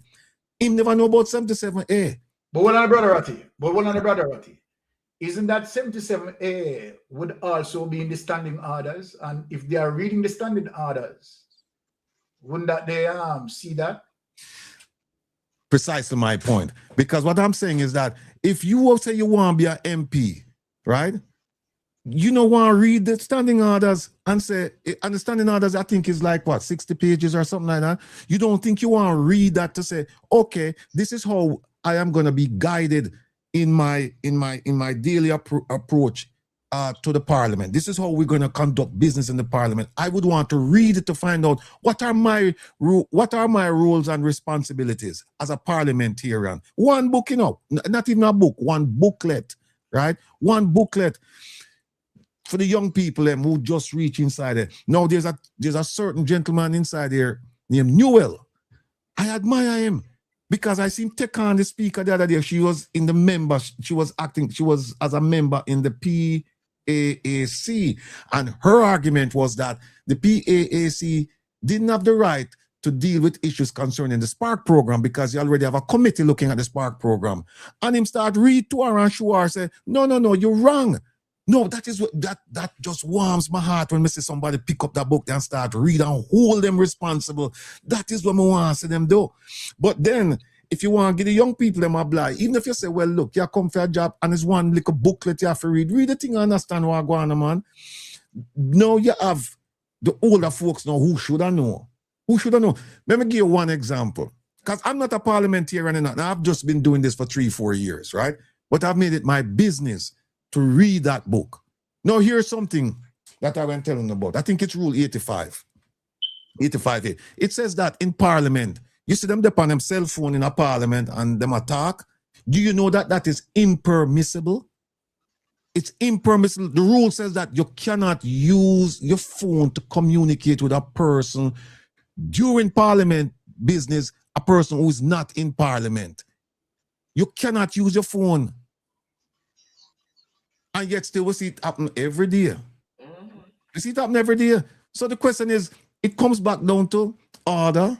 It comes back down to discipline. It comes back down to focus. It comes back down to handling the people's business as specified in the rules. If you want to change the rules, the rules is very simple. It's one of the ways you can change the rules. Somebody just have to make a motion. If you want, and you can suspend the rules. If you recall, you remember the Cuban delegation when they went to Parliament and the junior minister in the Ministry of Foreign Affairs and Foreign Trade, him start speak Spanish. And what did Warmington say? Warmington said, in the standing orders, it says all business must be conducted in English.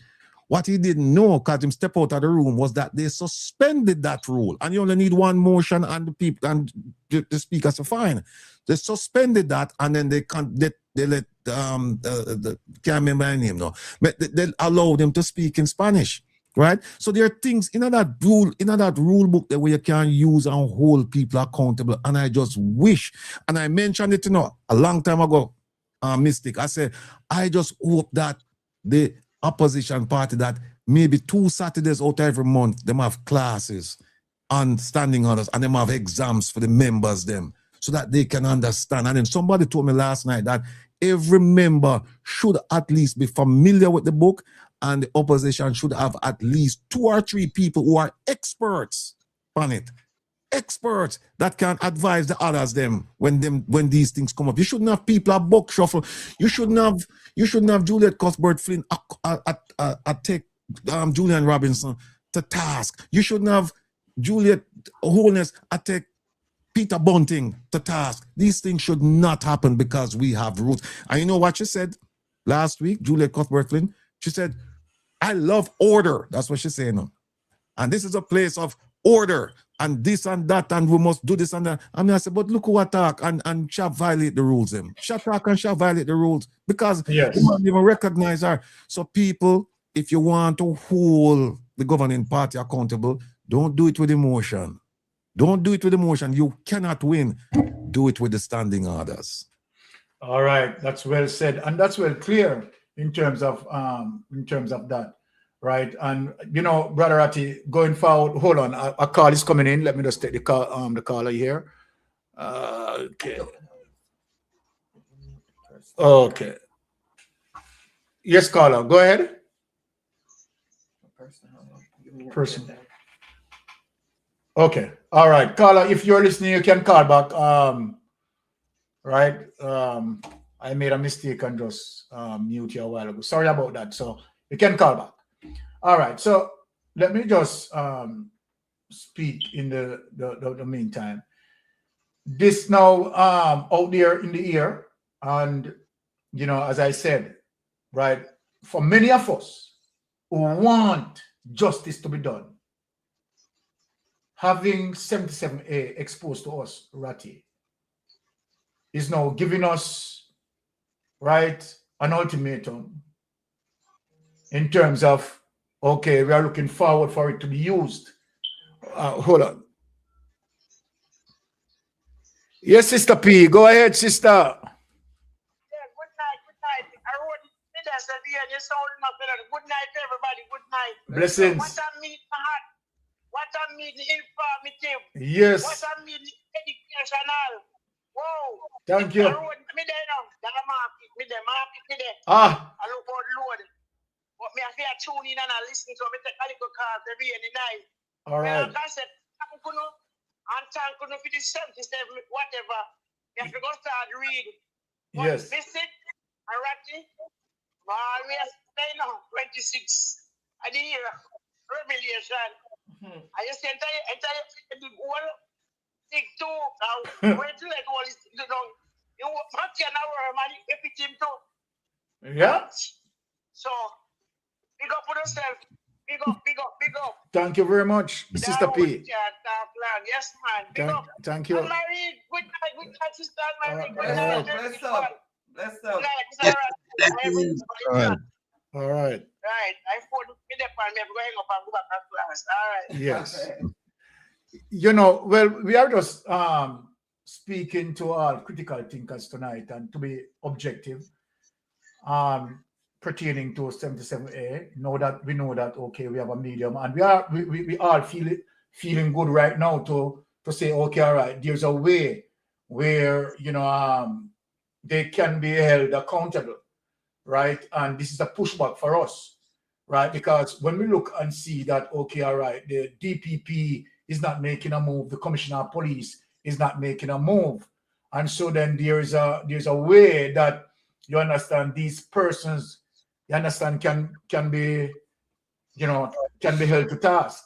And I think that, you know, of course, we are going to push forward. And I know, of course, you know, some platform, they are going to want to speak to members of parliament, and they are going to ask them about 77A. Right? Not to be about that, Ratty. Right? So it is not something that they can avoid right now. It's out there, right? Juliet Owners brought it to light. And social media like myself, Brother Ratty, yourself, right, and other mediums, they are going to ask members of parliament about 77A. And mainstream media, right, they are going to might be asked as well, as it relates to 77A. So this is not something, again, that can, on the back burner, right? This is something now that they have to face. Mystic, you know what's interesting? What's interesting is that normally when I file my ATIs, right, I usually get a response from a low-level employee or from somebody in the communications department. You usually don't get it from the head of the agency, ministry, or department. So when I saw the letter, right, at first when I read it, I thought it came from, you know, to communicate. It actually, the email came from the communications department, but the letter came from the speaker. Right. And when I read it the first time, I didn't pay attention. Then I went back and I read it and I looked at the signature and I said, my goodness. Now, here's why it's significant. This is not the advice that you need to use 77A. It's not coming from the responsible ATI person. That is a low-level person. It's not coming from the communications department. It's coming from the Speaker of the House. And if you read that letter carefully, you see that I don't want to say she had help doing it because, you know, it kind of demean her to some degree. What I'd say is that it was carefully crafted. Yes. Carefully. If you read that letter, it was careful, the paragraphs and everything, the choice of language, syntax, everything carefully crafted. She wanted me to know in uncertain terms that if you want Mr. Tufton, you use 77A.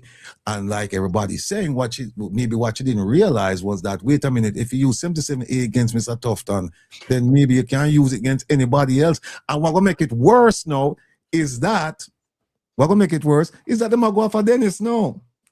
Yeah. Same ethics committee I go after him. So they must say, well, wait a minute. If you go after him, even if we were unwilling to use it, we don't have no choice. No, we have to use it because and like you said, people are going to be asked the question, what about 77A in you? Because we're talking about eradicate corruption or control corruption, right? Or minimize corruption. This is one way of doing it because no, when you put them, you see, like I said before, when a minister, how did they interview Minister Tufton and McDonough? They send them questions. them send them questions for one piece. Them send them and say, hey, answer the questions and things like that. Right? No, with the committee, you know, answer no question. You come sit down in the committee. Right? And remember, there's 12 committees, and them have some of them where you could have even used. You could have send Mr. Tufton to more than just the ethics committee. Like she said, it is a committee. It's one of the committees that you can actually use. And so, no more sit down in the public now, I go get a chance now to hear him answer the questions that he never want to answer when the Integrity Commission asked him. You know, him just write something and just blow them off. No, you can't blow them off because guess what? No, you have, even if the ruling party decides to play softball and just give him some easy thing, me no expect the opposition to have him sit down in front of them and them go ask him a full question. That just not going to work. And guess what? It'll go operate in the sunshine. So the whole way I go see. So if the opposition party go there and play fool and like them a dumb, we are going to call them out. Because we also see the opportunity, you know. We don't know what got when the voting come and with the consequences. But you get a chance to ask the man the question so people can understand, so this money is a this and this money is a that. Do it. Here you go. Okay, Brother Ratty, let me show you something again, because, and this is one of the reasons why this 77A, right, is going to be fundamental going forward, because we are reading up some stuff on it, and trust me, it is so interesting. Now, in Jamaica, the Integrity Commission, via the Integrity Commission Act 2016 and Parliamentary Committees can investigate, report on, and recommend sanctions for officials guilty of misconduct. If a member is found guilty of offenses, the committee can recommend severe penalties, including suspension, recommendation for resignation, or referral for criminal prosecution. See there. Now, actions by Integrity Commission and committees, including the Ethics Committee, right, investigate and report. The Commission investigate corruption and non-compliance, submitting reports to Parliament. Recommend sanctions. Based on inquiry findings, the committee can recommend that a member who has contravened the code faces penalties. Referral for prosecution. The Commission is empowered to prosecute acts of corruption under the Integrity Commission Act. Accountability. They can require public officials to clarify serious allegations as seen with calls for investigation into financial misconduct as it relates to Donovan Williams. Limitations and consideration. God class debate, current debate such as those reported by let's just go to parliamentary privilege. Parliamentary privilege, the final authority on punishing members often rests with the House itself. Criminal convictions, while some argue that individuals with criminal records should not serve, proposal often focus on case-by-case evaluation or strengthening guidelines regarding employment of convicted individuals in the public sector. So again, 16 persons as it relates to 77A, which is very powerful, right, can definitely, you understand, bring about resolution to many of these situations. So then the big thing that I'm going to ask both Melting Pot and Brother Rattigan now. Brother Rattigan, this is the bombshell now as it relates to 77A. Now that we know that there's a 77A, we are now anticipating the opposition to use this against Andrew Holness as it relates to his statutory declaration not being certified. You mean can they use it? Of course they can. Of course they can use it. Yeah, they can raise it. Yeah. So this is significant in terms of we know bringing Andrew Holness, utilizing 77A. And we're looking forward for that right now. So this is that different kettle of fish, you know. And this is very serious. Here's something that I have to do some research on, but it doesn't appear as if that's the case. There is no statute of limitations on this, you know. So what this would suggest is that even the Westcon investigation, the one when he was prime minister back in 2010, 2011, back there, and the corruption prosecutor decided not to prosecute him, them could have drawn for that too. Them can draw a whole heap of things. Make them argue that, wait, it's time barred. Where's it time barred? It's not time barred. There's nothing in the standing orders that says that you must bring the action, you know, within a certain time period, like the surcharge action and the this and the that and the procurement. No, there's no statute of limitations in there. So you just bring it. And what I would say is, that's what I'm saying, if me did that, you know, we bring everything, you know. We bring everything. Hold on. Ratty, see, Freedom asked a question there. Freedom is asking, what can they do if someone refuses to attend the committee meeting? Well, them can take action in absentia. Them can take action against a person. If they give you a subpoena, for example, to show up and you say you're not coming, they can conduct the hearing without you and then decide, because look, they gave you a chance.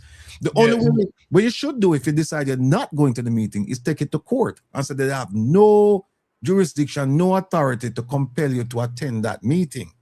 And I think that's one of the things that Dennis is saying, that he was put there by the entire, he's arguing now against 77A, because he's now saying that his getting there was by virtue of the entire parliament.